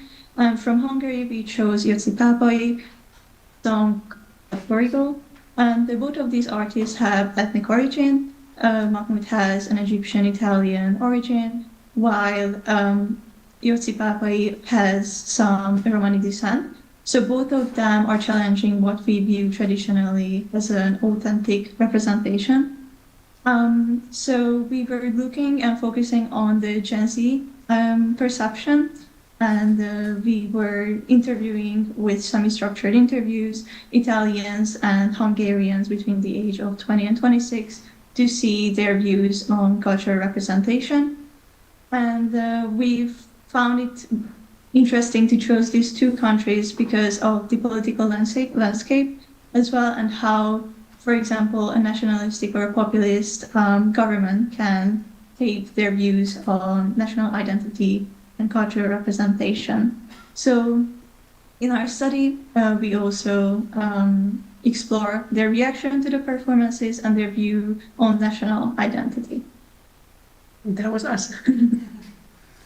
Thank you very much.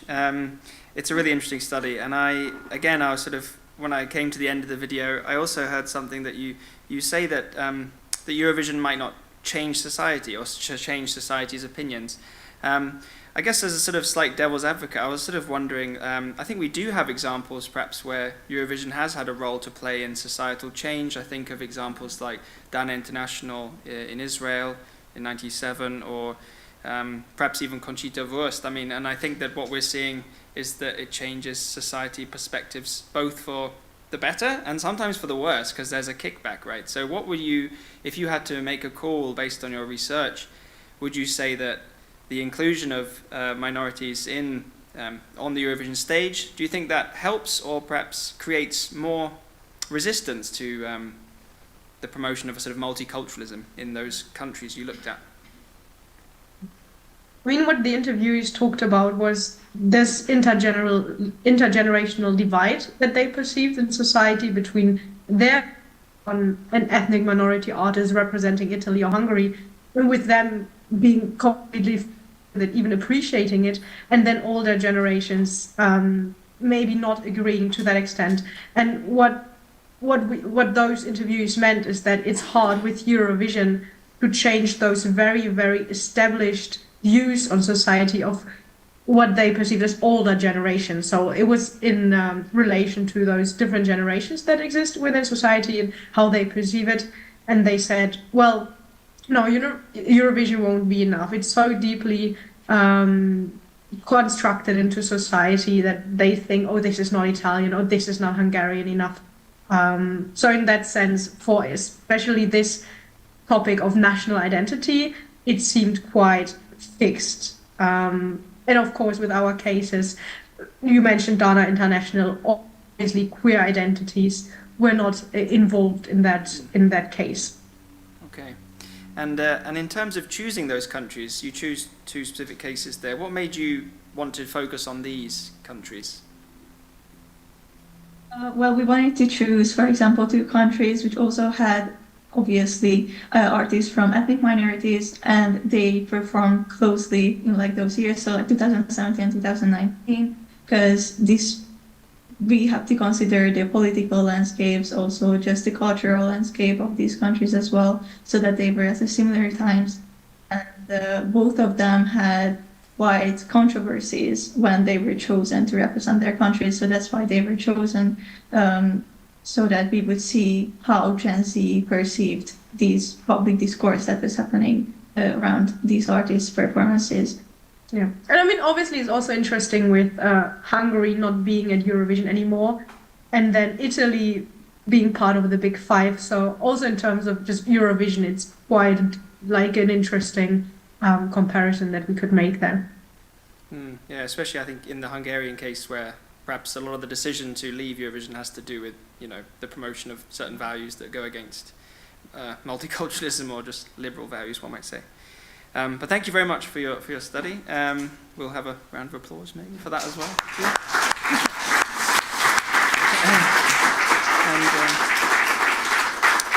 And we'll move to our last speaker, Andreas. Yeah. Can you go to the website? Yes, I can. Hey. Great. All right, thank you very much. Hello everyone, my name is Andreas. I'm a librarian from Munich. They told me I have 2 minutes time, which is challenging. What I did was, as a project, a website, esclit.com, ESC like Eurovision Song Contest, and lit like literature.com. You can go there yourself. It's an online database which I made in order to be able to retrieve literature, scientific literature related to the Eurovision Song Contest. It also includes non-scientific literature to some extent, but it's focused on a scientific literature, and you can do a search. You can search for a certain author and see what the author has published. You can go for a subject like a country. Can I ask you to enter the name of a country like Ukraine, Israel, or something? Portugal. Maybe Portugal, something. Perfect as well. Everyone loves Portugal. And you see a list of papers, articles published in scientific journals, but also books, book chapters that include, to some extent, literature about the participation of that country in the Eurovision Song Contest. What is more, it not only gives you the idea what exists on a certain topic, it also gives you the access link. So if there's a DOI, you can access it via the DOI. And if it's, for example, a book or a journal, there's also the link to the so-called WorldCat. The link is called Find It in a Library, and that gives you the information where, in which library around the world you can find that text. It also includes a small description of the text, mostly taken from the abstract, and so this is a hopefully valuable tool for many Eurovision researchers, regardless of whether you're doing statistics with voting or political science or anything else. This gives you the possibility of retrieve Eurovision-related literature. It has currently 500 entries, which makes it probably already the largest database of Eurovision-related literature worldwide, but still growing. And looking forward for you to all use it and give me feedback. Thanks.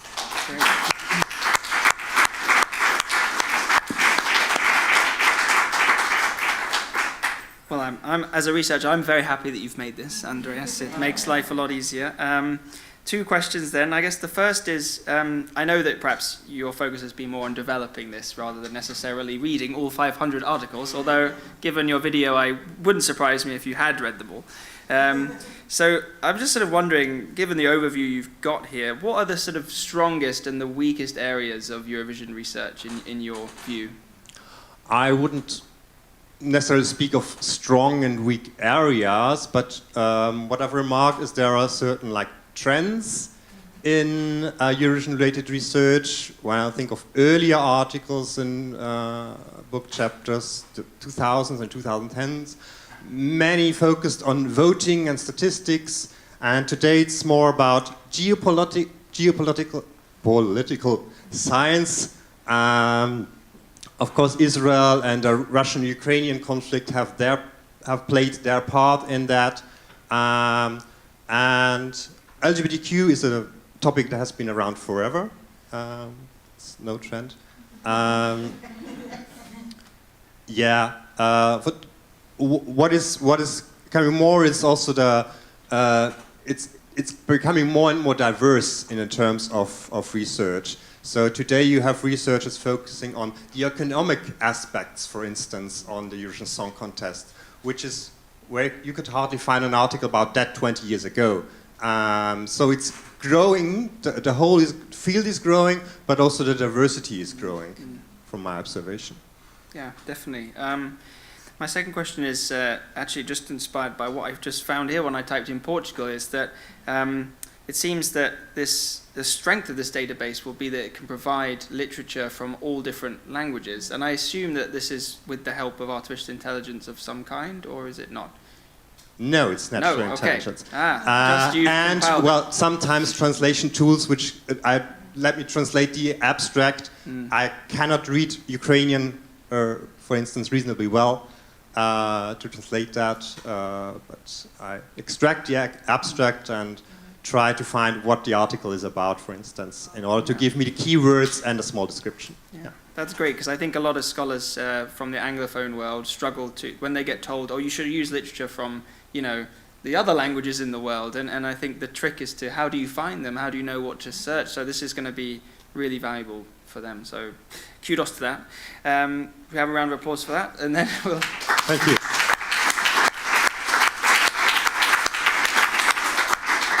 So I guess now we're open to the audience. So any questions? Yes, are there any questions to our Science Slammers round 2?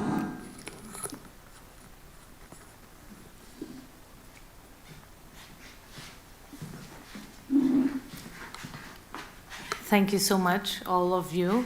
My question is for Gia.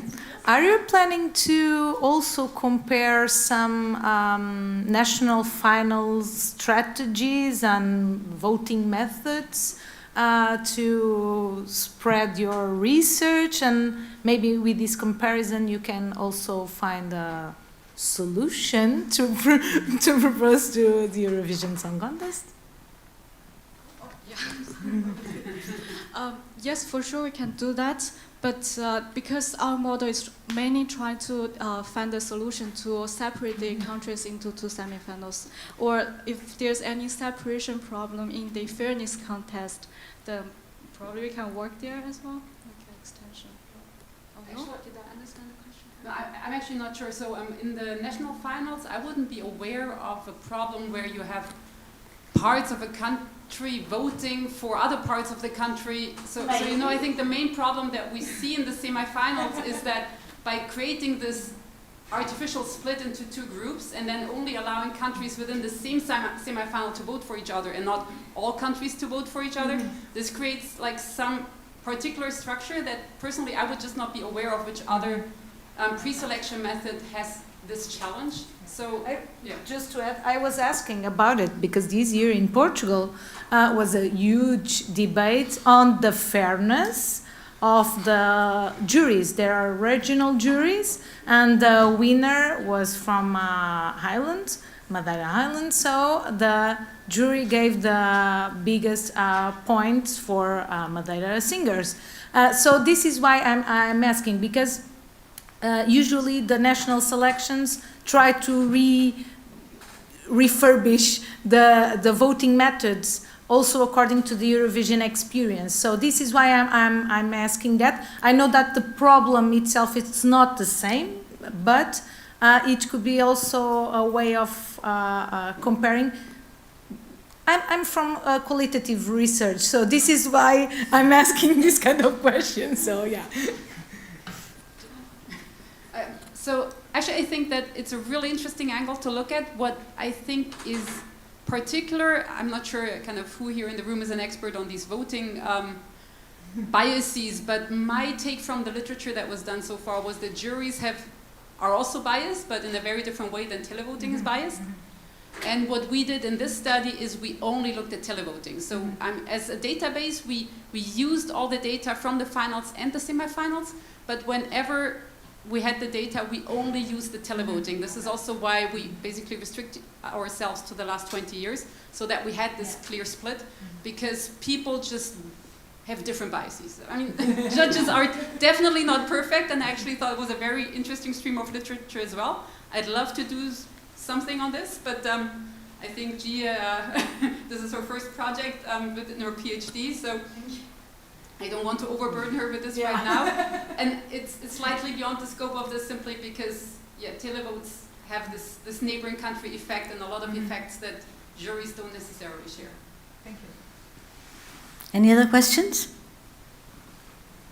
Well, we can just comment perhaps that, I mean, it's interesting, this links back to this morning's discussion on fairness. I think that, by looking at countries that vote for each other, that's one aspect. But perhaps I just thought when we were talking about that, about Sweden's voting system and their national selection, that, you have votes broken up by age group. So, the kids get the same score as, combined as all, 30, 40-year-olds. So that's another aspect of fairness. So I think we could have a whole discussion on yes, different... And maybe if I can add to this, so we Sure. actually, within our research group, we had long debates. I think the last debate I had with a student worker last week is because he deeply does not agree with our definition of fairness.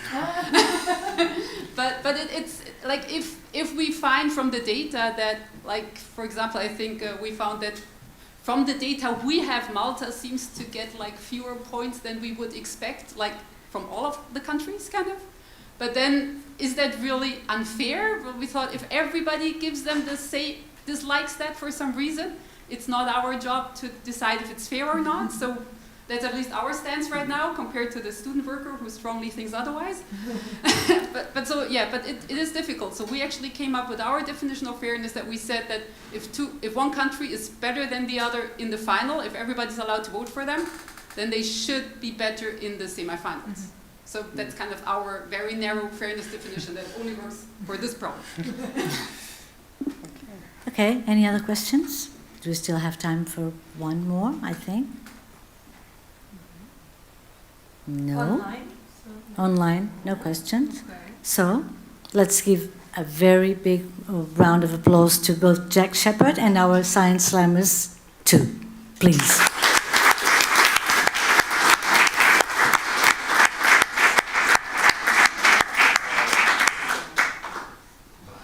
So, the voting is still going on. We will have now a voting break of about 25 minutes. And in the meantime, we will enjoy again at least online, while we here are enjoying coffee and something to eat to manage to get new energy for our last impulse today.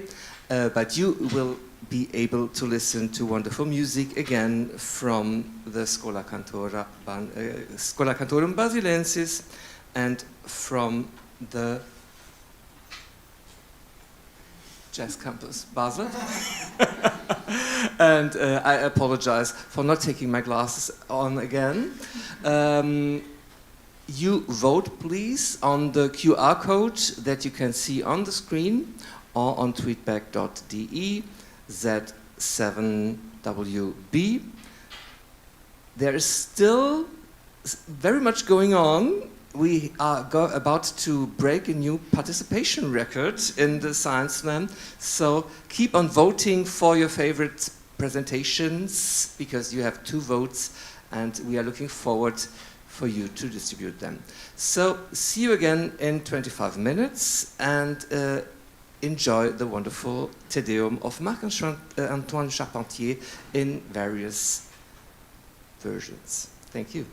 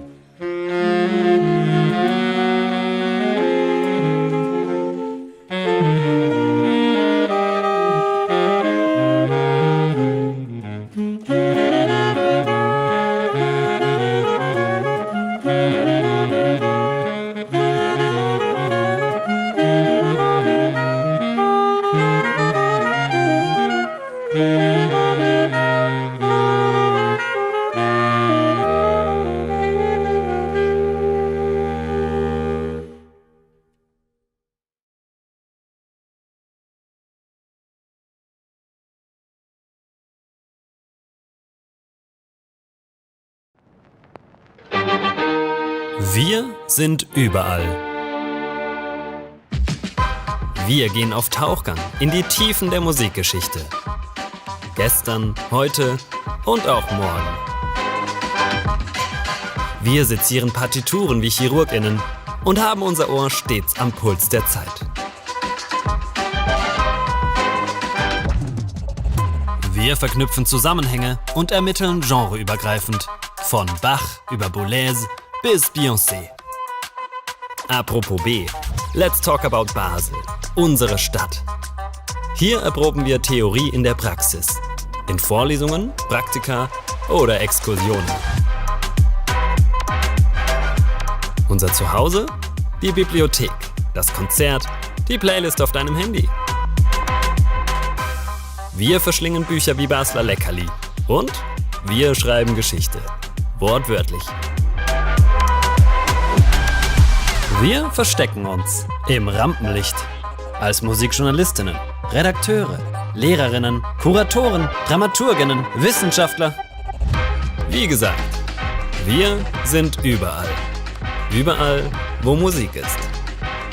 Das Musikwissenschaftliche Seminar der Universität Basel.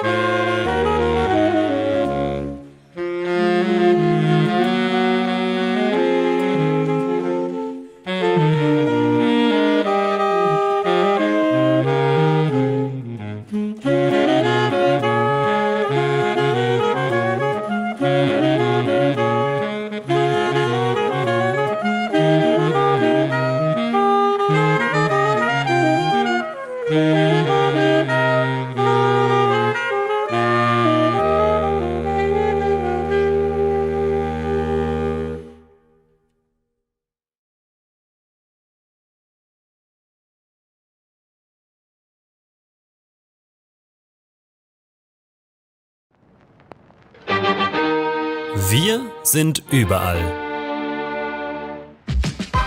Wir gehen auf Tauchgang in die Tiefen der Musikgeschichte.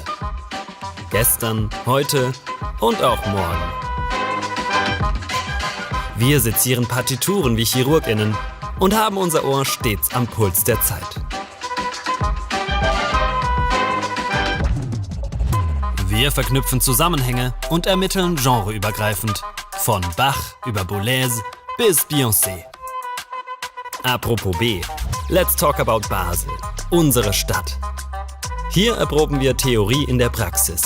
In Vorlesungen, Praktika oder Exkursionen. Unser Zuhause? Die Bibliothek, das Konzert, die Playlist auf deinem Handy. Wir verschlingen Bücher wie Basler Leckerli. Und wir schreiben Geschichte. Wortwörtlich. Wir verstecken uns im Rampenlicht. Als Musikjournalistinnen, Redakteure, Lehrerinnen, Kuratoren, Dramaturginnen, Wissenschaftler. Wie gesagt, wir sind überall. Überall, wo Musik ist. Das Musikwissenschaftliche Seminar der Universität Basel.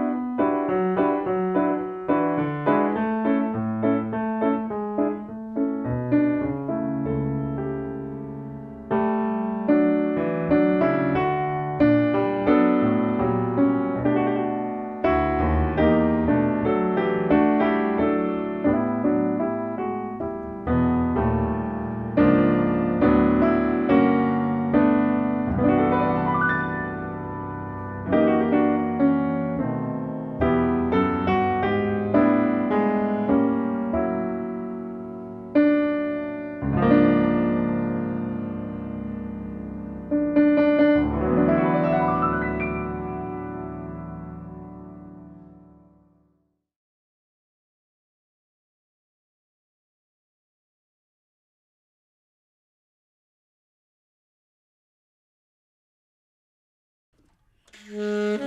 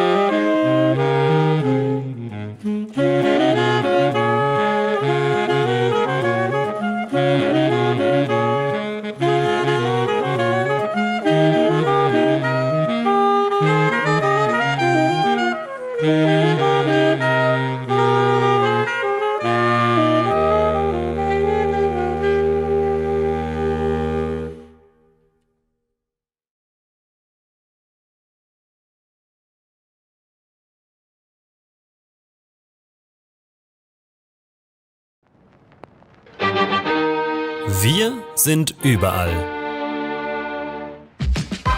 Wir gehen auf Tauchgang in die Tiefen der Musikgeschichte.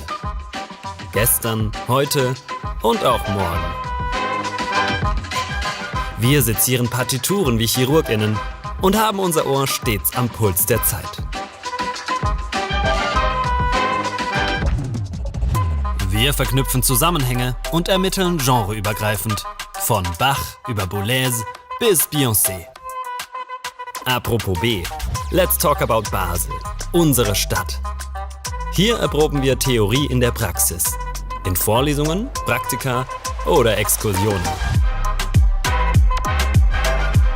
Unser Zuhause? Die Bibliothek, das Konzert, die Playlist auf deinem Handy. Wir verschlingen Bücher wie Basler Leckerli.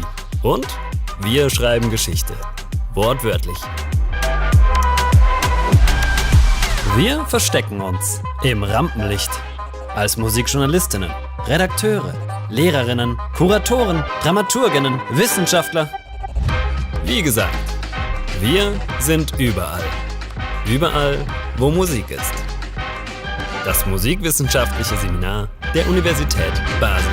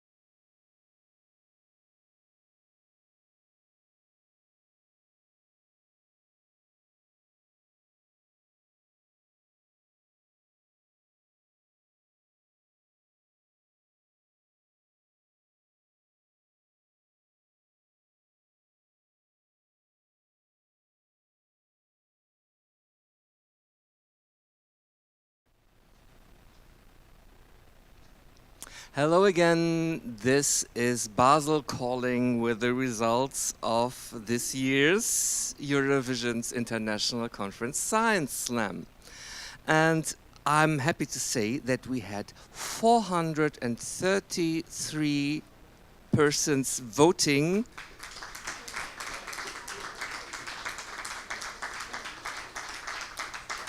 And personally, this is no surprise to me because with 6 so extraordinary, interesting presentations, of course, people were also very split about who is going to get this wonderful special prize, not from the Ukrainian government as it was in 2005, but from the Eurovision's team. And we thought first maybe some scholarly book, yeah. But then Wilfred found a very interesting present. I will fetch it here. No, Michael found it. Yeah, but Wilfred found it with Michael because Michael ordered it for himself, and then Wilfred said, "Oh, that would be a nice present for our science slammers." So, so thanks to Wilfred and thanks to Michael, we have this wonderful present. What is it? It's not vibrating. And I ask our last year's Science Slam winner to unwrap this prize that the... Hello, Mark. So, yeah, you should unwrap it so that people can see what they are going to win.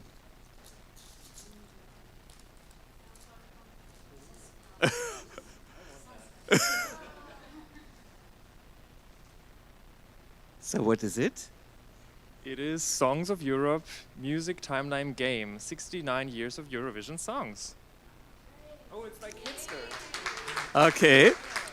So, and the winners of this year's Eurovision's International Conference Science Slam are Loreen Boglarka and Natalia.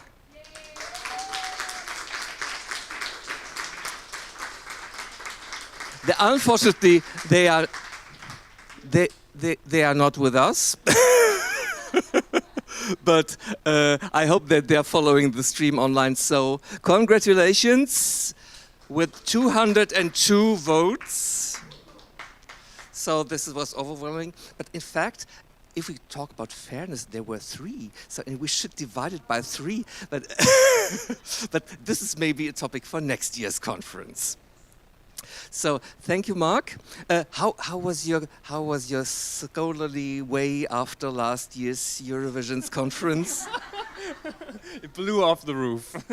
You see, so if you have an idea about a research project, if you're writing your master's thesis, your bachelor thesis, your PhD thesis, and you think, oh, I would like to present this at Eurovisions, so go to eurovisions.eu, subscribe to our newsletter, and submit your research to us, and we will be happy to welcome you next year in wherever.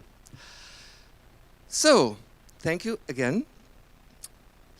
Congratulations to our 3 science slammers, and now I give the microphone to Carla, who will introduce our next guest. Thank you, Irving. Hello, everyone. So my name is Carla Figueira. I'm another EUROVISIONS team member, and I have the pleasure to introduce Matthias Hornschuh, please. And just a few words to introduce Matthias to all of you. So Matthias is an award-winning German film and radio play composer. Also an influential advocate for fairness and sustainability in the creative sector. He teaches at various European universities, including here the University of Basel. And this room where we are is his classroom normally. So he will feel right at home. Also, Matthias explores the intersections of culture, society, technology, law, and the market. And one important note, because it's related with some of the tasks that Matthias still has to do today. So Matthias is a board member of GEMAR, which is the one of the biggest, if not the biggest, collecting society in Europe, and they are having currently their annual General Assembly in Munich. So it's a busy day for Matthias, and we really appreciate he providing us with this impulse for our thinking around fairness in the creative industries, overcoming structural asymmetries, and the struggle for a level playing field. Thank you, Matthias. Thank you. Thanks for having me. I'm thrilled to be here. Earlier today, we heard about the lack of a clear definition of fairness. And obviously, that's true. You know, the people I represent, the authors and performers, do demand fairness.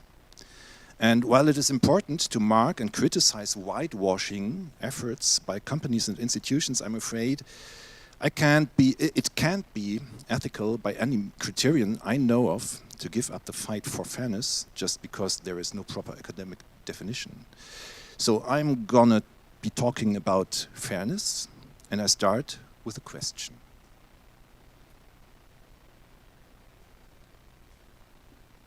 How many of you buy organic milk? Do you pay attention to animal welfare when purchasing eggs? Anyone wearing fair trade textiles? I do. Yeah, I do. And I can see a whole lot of arguments in favor of such an approach. They are connected to justice, to ecological sustainability, and to regenerative economic activity, and to a personal or maybe collective attitude. But today's entertainment, like films, series, games, social media content and music, comes from the Wi-Fi. It's just there. All the music ever written, performed and recorded for, let's say, $14. And this is where the trouble starts. People don't know anything about the working conditions in the arts and in culture. And why would they? They don't know any details about cows, chicken and farmers or textile workers in Bangladesh as well. But culture, or to be more precise, cultural work, is an ecosystem like any other. It's just not conceived like that. And just like in any other ecosystem, there's one simple truth for the artistic and creative ecosystem: everything is connected. If you kill the bees, there won't be the plants to feed the cattle for our burgers. If you overheat the oceans, you'll kill the fish, which won't feed us anymore. So what if we don't take care of the creative workers? The knowledge workers, or coming back to music, the music authors and performers. They feed us musically, emotionally, intellectually, but they are starving. Now, I've been invited to talk about fairness in music, but what does fairness even mean? Who does the term address? Whose fairness do we take into account? Is fairness something we measure, something more or less objective? Or is it essentially a subjective ethical judgment? Is fairness a question of justice, and how does the law relate to it? Music publishers often say something like, when the music authors are doing well, we are doing well. Well, that sounds fair, as it underlines the mutual dependency of all stakeholders. Music is an ecosystem, music economy is an ecosystem. But what about the opposite statement? Could we agree on the following sentence: when the labels, music publishers, streaming services are doing well, artists are doing well? The simple answer is no, we can't. Because that's simply not how it is. There's so much evidence, so many stories and studies, but still we're told to stop spreading anecdotes. You know what? When 75%, that is 3 or 4 authors and performers, emphatically express that they are massively dissatisfied with remuneration, with a lack of transparency, and with a profound lack of respect, as proven for music streaming in the German market, then that is a fact. Let's get that straight. 3 or 4 creatives feel the situation is unfair, so it arguably is unfair. As simple as that. I could come to an end here, but there's more to music than music streaming, and there are more facts than this one but crucial finding. So let's get back to the ecosystem and let's have a closer look at its core structures. The music ecosystem can be described by a few key parameters. We will have a look at key players, key markets, professional roles, and income streams.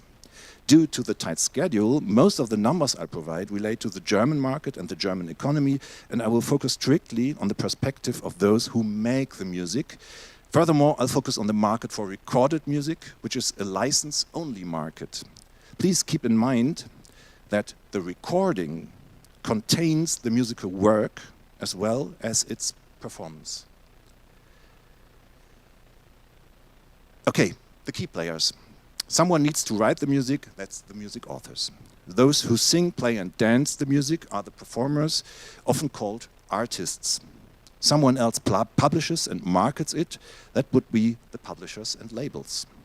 The digital streaming service providers, let's call them DSPs, distribute the recordings to the public. To do that, they need licenses from the respective rights holders, so we need to talk about music rights.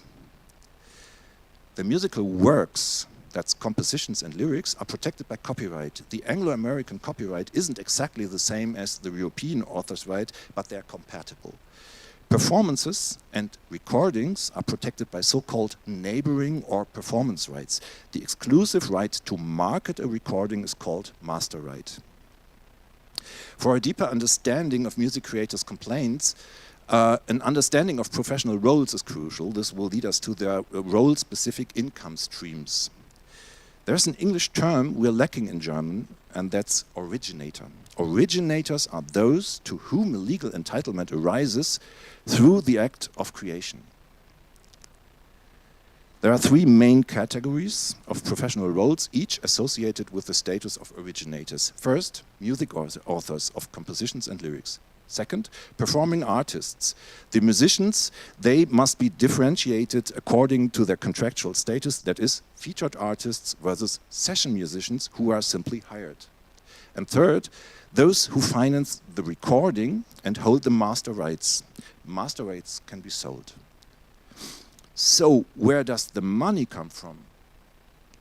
Well, usually it comes either from direct contractual partners, or from collective management organizations, CMOs like Suiza or GEMA, SACEM or PRS.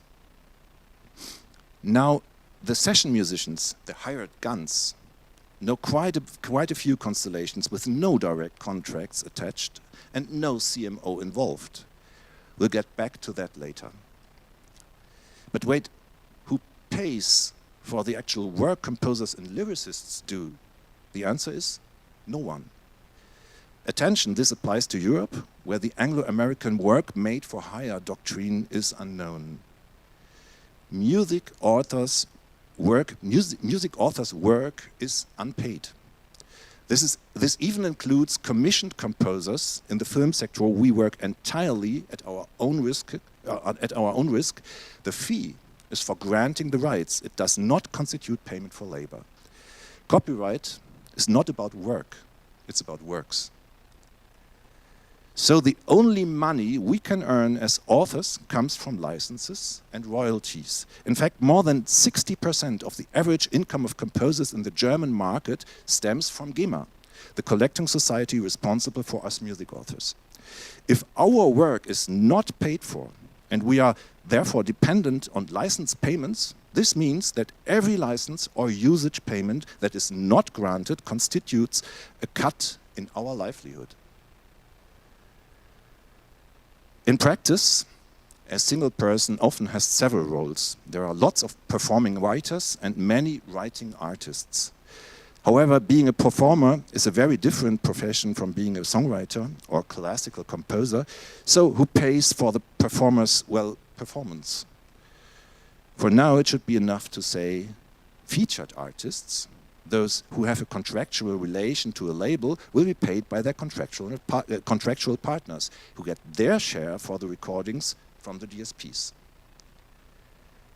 The session musicians, hired by them, are paid per session or per event, per concert. They don't have any legal or contractual relation to the DSPs, and their CMO, the German GVL, does not administer online rights at all.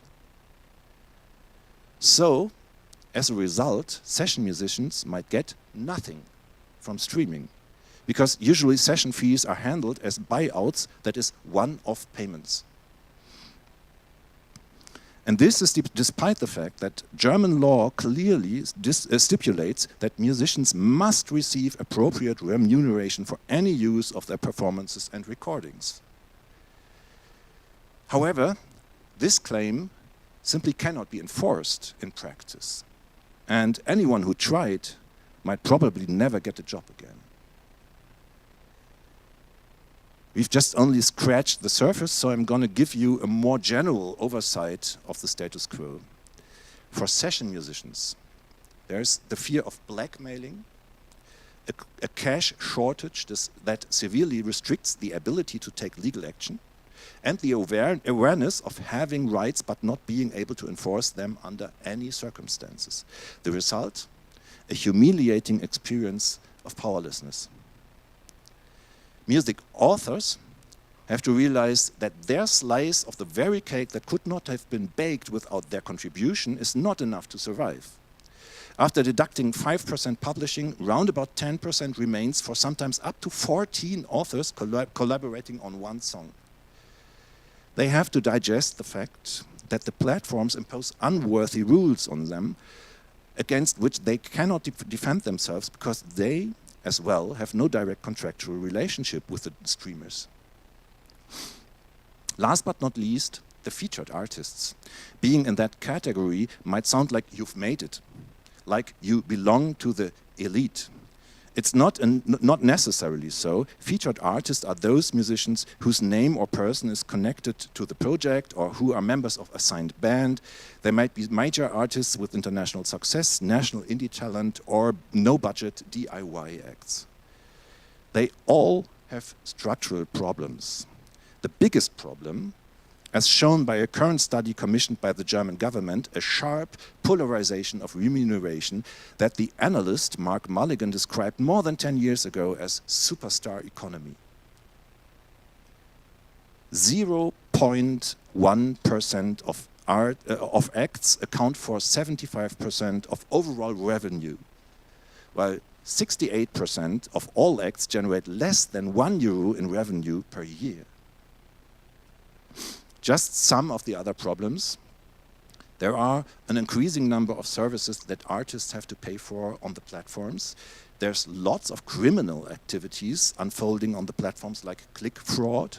Many contracts are simply designed to be as unfair as possible, and due to the asymmetry in the markets, a lot is possible. Both the artists and the authors cannot comprehend how the recommendation algorithms work on which they depend for their existence. Now, let's take a step back and look at the overall situation. The risk tends to lie on our shoulders, while the profit remains with the companies. In other words, we are not or not adequately rewarded for the added value created by our products. If you need to reach and engage with an audience, you need suitable channels. We are dependent on very few American and Asian service providers for streaming and social media. You could even call it a locked-in situation. And we lack alternatives. So me and my colleagues have been worried for some time. It's no wonder that more and more people have been leaving the industry since the coronavirus pandemic. Enter generative AI, an accelerant for the fire that already consumes the creative minds. Just weeks ago, the French streamer Deezer reported 20,000 AI-generated tracks per day being uploaded to their platform each and every day.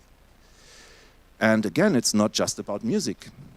In fall 24, 57% of the total text content on the web was already generated text.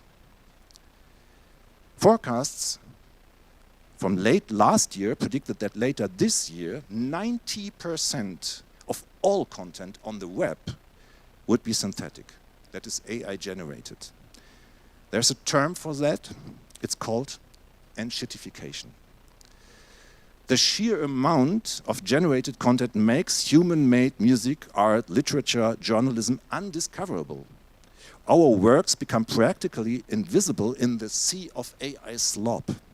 At the meantime, AI providers are preparing to substitute us in our own market with their slop at zero marginal cost. This marks the entry to the exit from the Western incentive-based ecosystem for creative work at a professional level. In combination with a dysfunctional music streaming economy, this constitutes a threat to cultural diversity on the European music market and the overall market for cultural goods. This is exactly what the European Parliament concluded in its music streaming report in January 24. They told the European Commission to solve our structural market problems that cannot be solved by market means.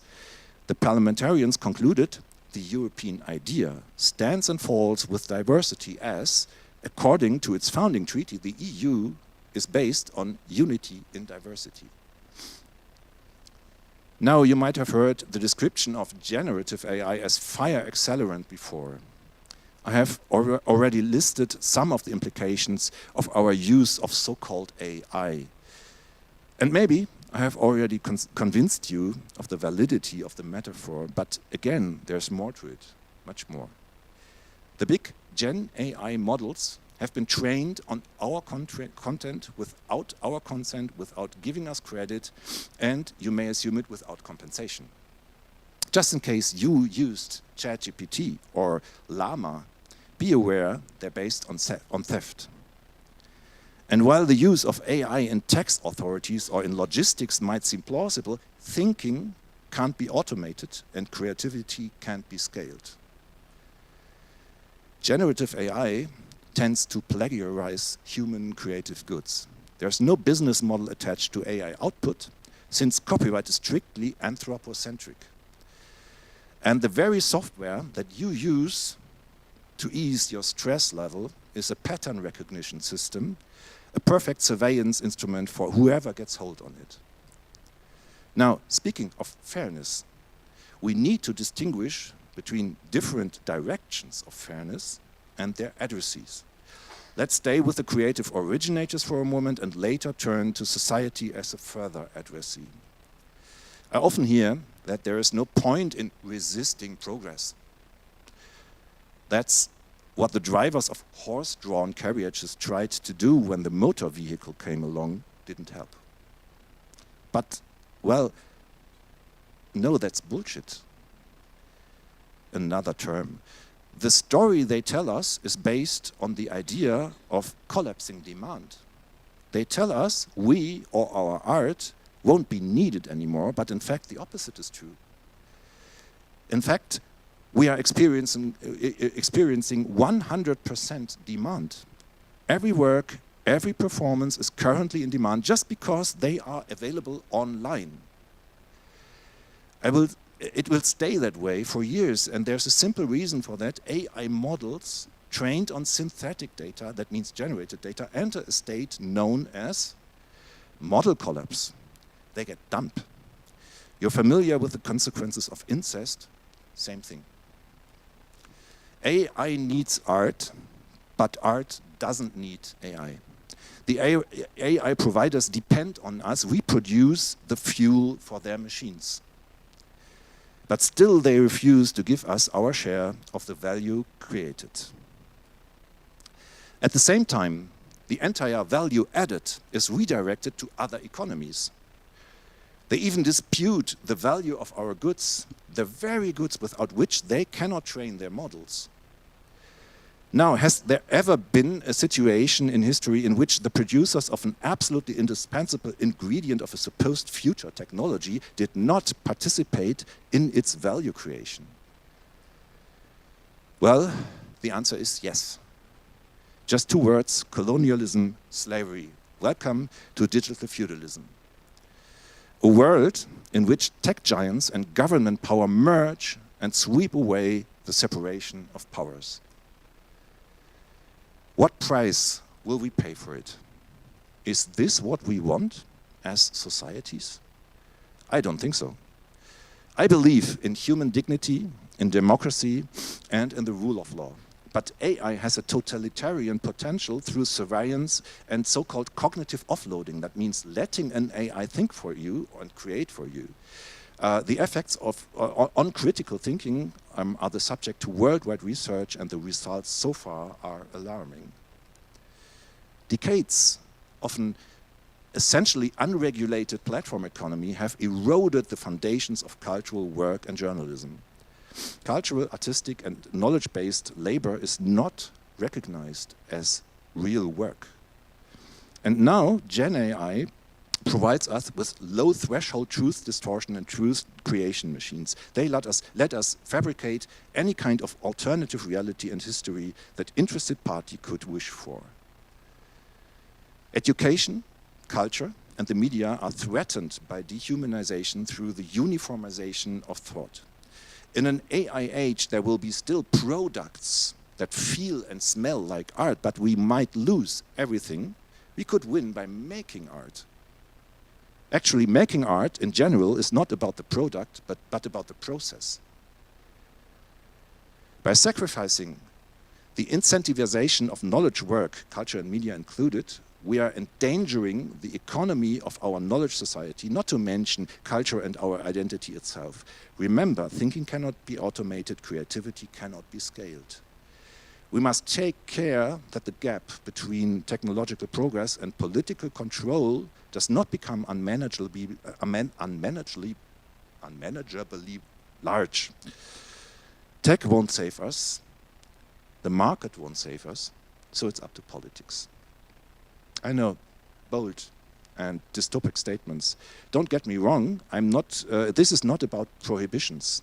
I'm not calling for driving bans, I want traffic regulation. And yes, there are things we can do. First, let's start by being educated and responsible consumers. Check out for free-range composers in species-appropriate soil conditions.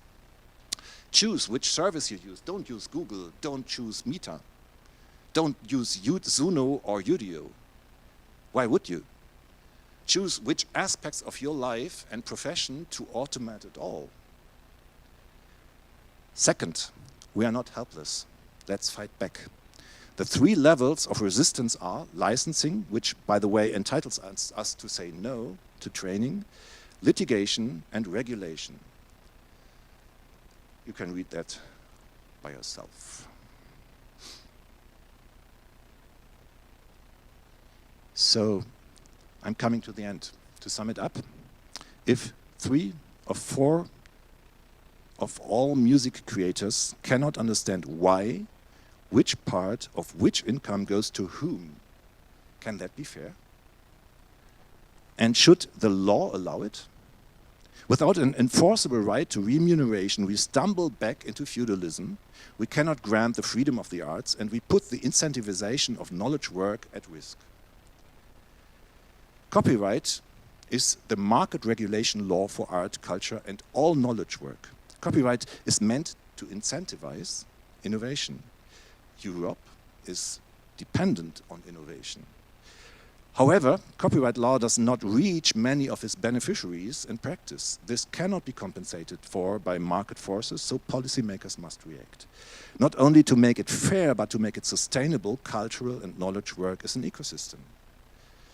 We should consider whether we are still guided by the right questions and intentions. My proposal: we need a fundamental paradigm shift in favor of creative innovation.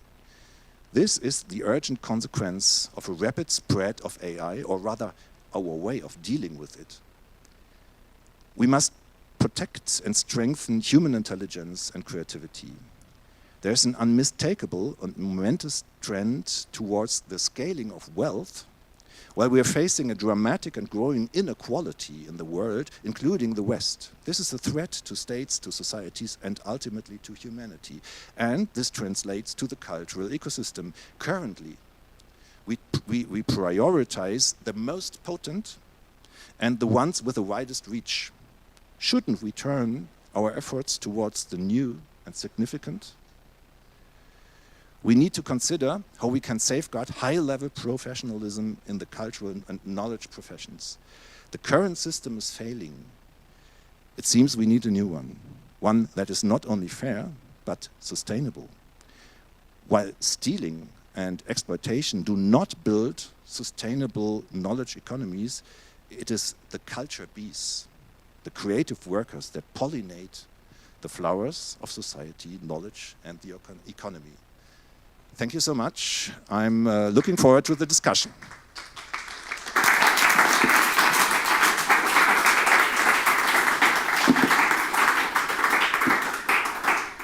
So thank you very much, Matthias, for a fantastic presentation, one with which I resonate extremely, being a music professional for more than 40 years. So I can understand perfectly, well, at least, most of what you exposed here, which sadly is true in my opinion.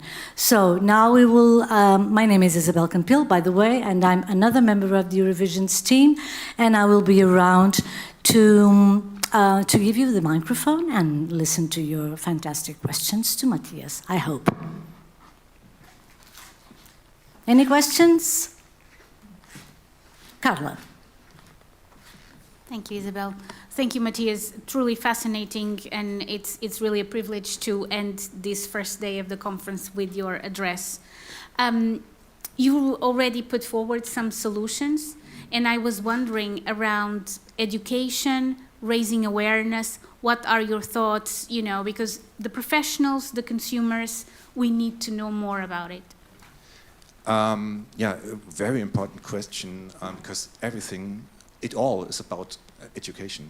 If we don't if we don't give our children the chance to experience the fantastic power of, the enriching power of cultural events, we don't give them a chance to go for it. In German, I'm talking about Erweckungserlebnisse, to be illuminated by cultural experiences. We need to provide children with that, and that's a pity because in Germany, and I think in bigger parts of Europe, we stopped any effort in that direction about 30 years ago.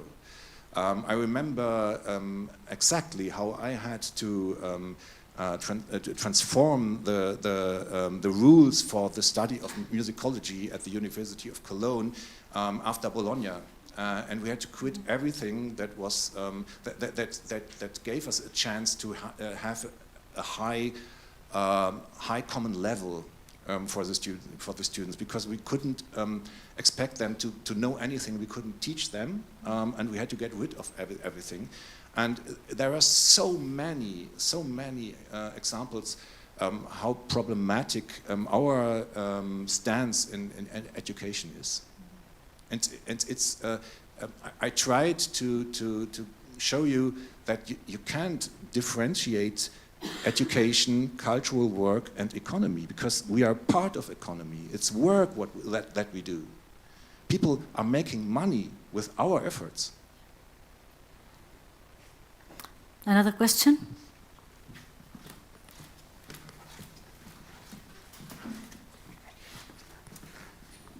Hi, you told us that whenever we use Gen AI and all these systems, we can scale creativity, but... No, you can't.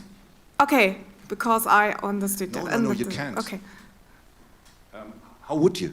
Yeah, that was my question, as they are just able to choose to build probability statistics and, yeah. The sentence I told, I brought up two times was you can't automate thinking and you can't scale creativity. And I'm very sure it is like I said. I probably misunderstood. Okay, so thank you. Any other questions?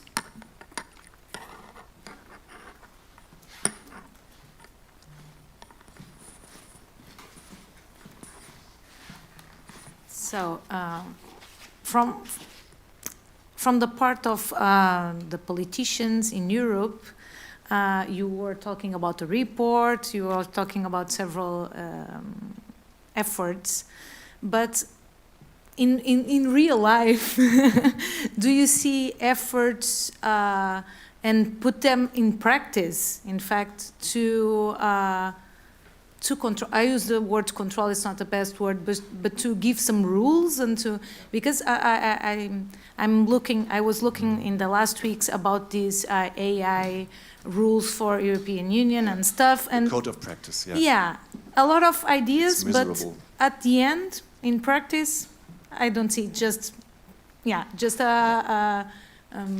anyone do what they want to do. So about this. Thanks for the question. It's as the legal scholars would say, it's complicated, or it depends. Current situation is that we are heard by the European Parliament. They are interested, and they are. There's a tendency that they might be on our side. And they're pushing towards the European Commission, but the European Commission is in a state of FOMO, fear of missing out, which means they fear to be left behind by American and Asian companies and nations as well, economies, which is interesting because we decided for almost 3 decades not to regulate against big tech, because there was, since late 90s, there has been this moment of fear of missing out, and it was the main machine, the main motor for political thinking for the whole time, and so as I told you, the basis eroded, and we don't have much to lose anymore, because there isn't much to lose anymore. So if they don't get it now, they won't get it at all, and it won't. And right now, 2 days ago in the U.S., Trump fired the head of the Copyright Office, which is a dramatic situation for us, because 1 day ago she released a report on copyright, which has worldwide meaning, because in this report it is stated that the American copyright principle of fair use may not be used to legitimize unpaid training. And you know who is in the government with Trump. It's not in their interest to have that stated by a political institution. And so, yeah, we are quite worried right now. So João has a question? Yeah. Thank you for your speech. My question is about how to fight back. Do you think that we can fight back by individual actions, just by making a more ethical consumption of cultural work, or do you think that this must be a macro transformations where regulations, where the property rights must be revised, and so on and so on? Very important question. Thank you for that. I tried to mark that there is a difference between our individual behavior and our collective behavior. We have some potential to do something as consumers. We can choose which software to use, or which DSP to use, and I am giving up every besides my Apple world, it's hard to get rid of them, but besides Apple, I'm quitting every American and Asian company right now. I'm going to Swiss and EU-based companies to do my hosting, to provide my server structures, which is not only a question of political reach. It's a question of data sovereignty at the same time, and we should be worried about data sovereignty because everything I told you is transferable to personal data. If we had the time, We could dive into copyright, and I could show you that in the models, in the AI models, you will find the training data. We call that memorization. And just assume your doctor's data have been trained into a public model. With a bit of luck or with a bit of criminal energy, anyone would be able to get hold of your data because it's there, it's available. And nobody talks about it. So we should be aware that it's part one. But on the other side, we do have the possibility to provide licensing systems, and just that would be needed to give us a chance to say no. We could decide not to license our works or our data to anyone, but we are dependent on the establishment of a licensing system. And my copyright society, GEMA, has sued OpenAI and Suno for copyright topics. And we are the first ones in Europe. I hope there will be more, but it's so expensive. So this can be done just collectively and not individually. And if we establish licensing systems, if we litigate, if we bring them to court, politics has to react. And this is the main level, because we need rules. And we need rules that will be enforced. Because we have so many rules that are not enforced, and that makes no sense at all. Anyone with another question? So, if there are no more questions, I would like to ask for another round of applause for the wonderful presentation by Professor Matthias. Thank you very much. Thank you.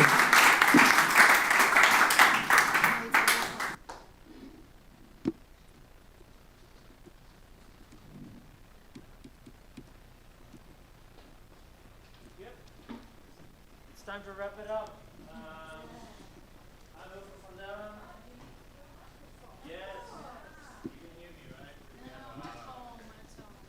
There we go. Here we go. I'm Wilfred van Dellen. I was actually doing the live stream together with Paul there.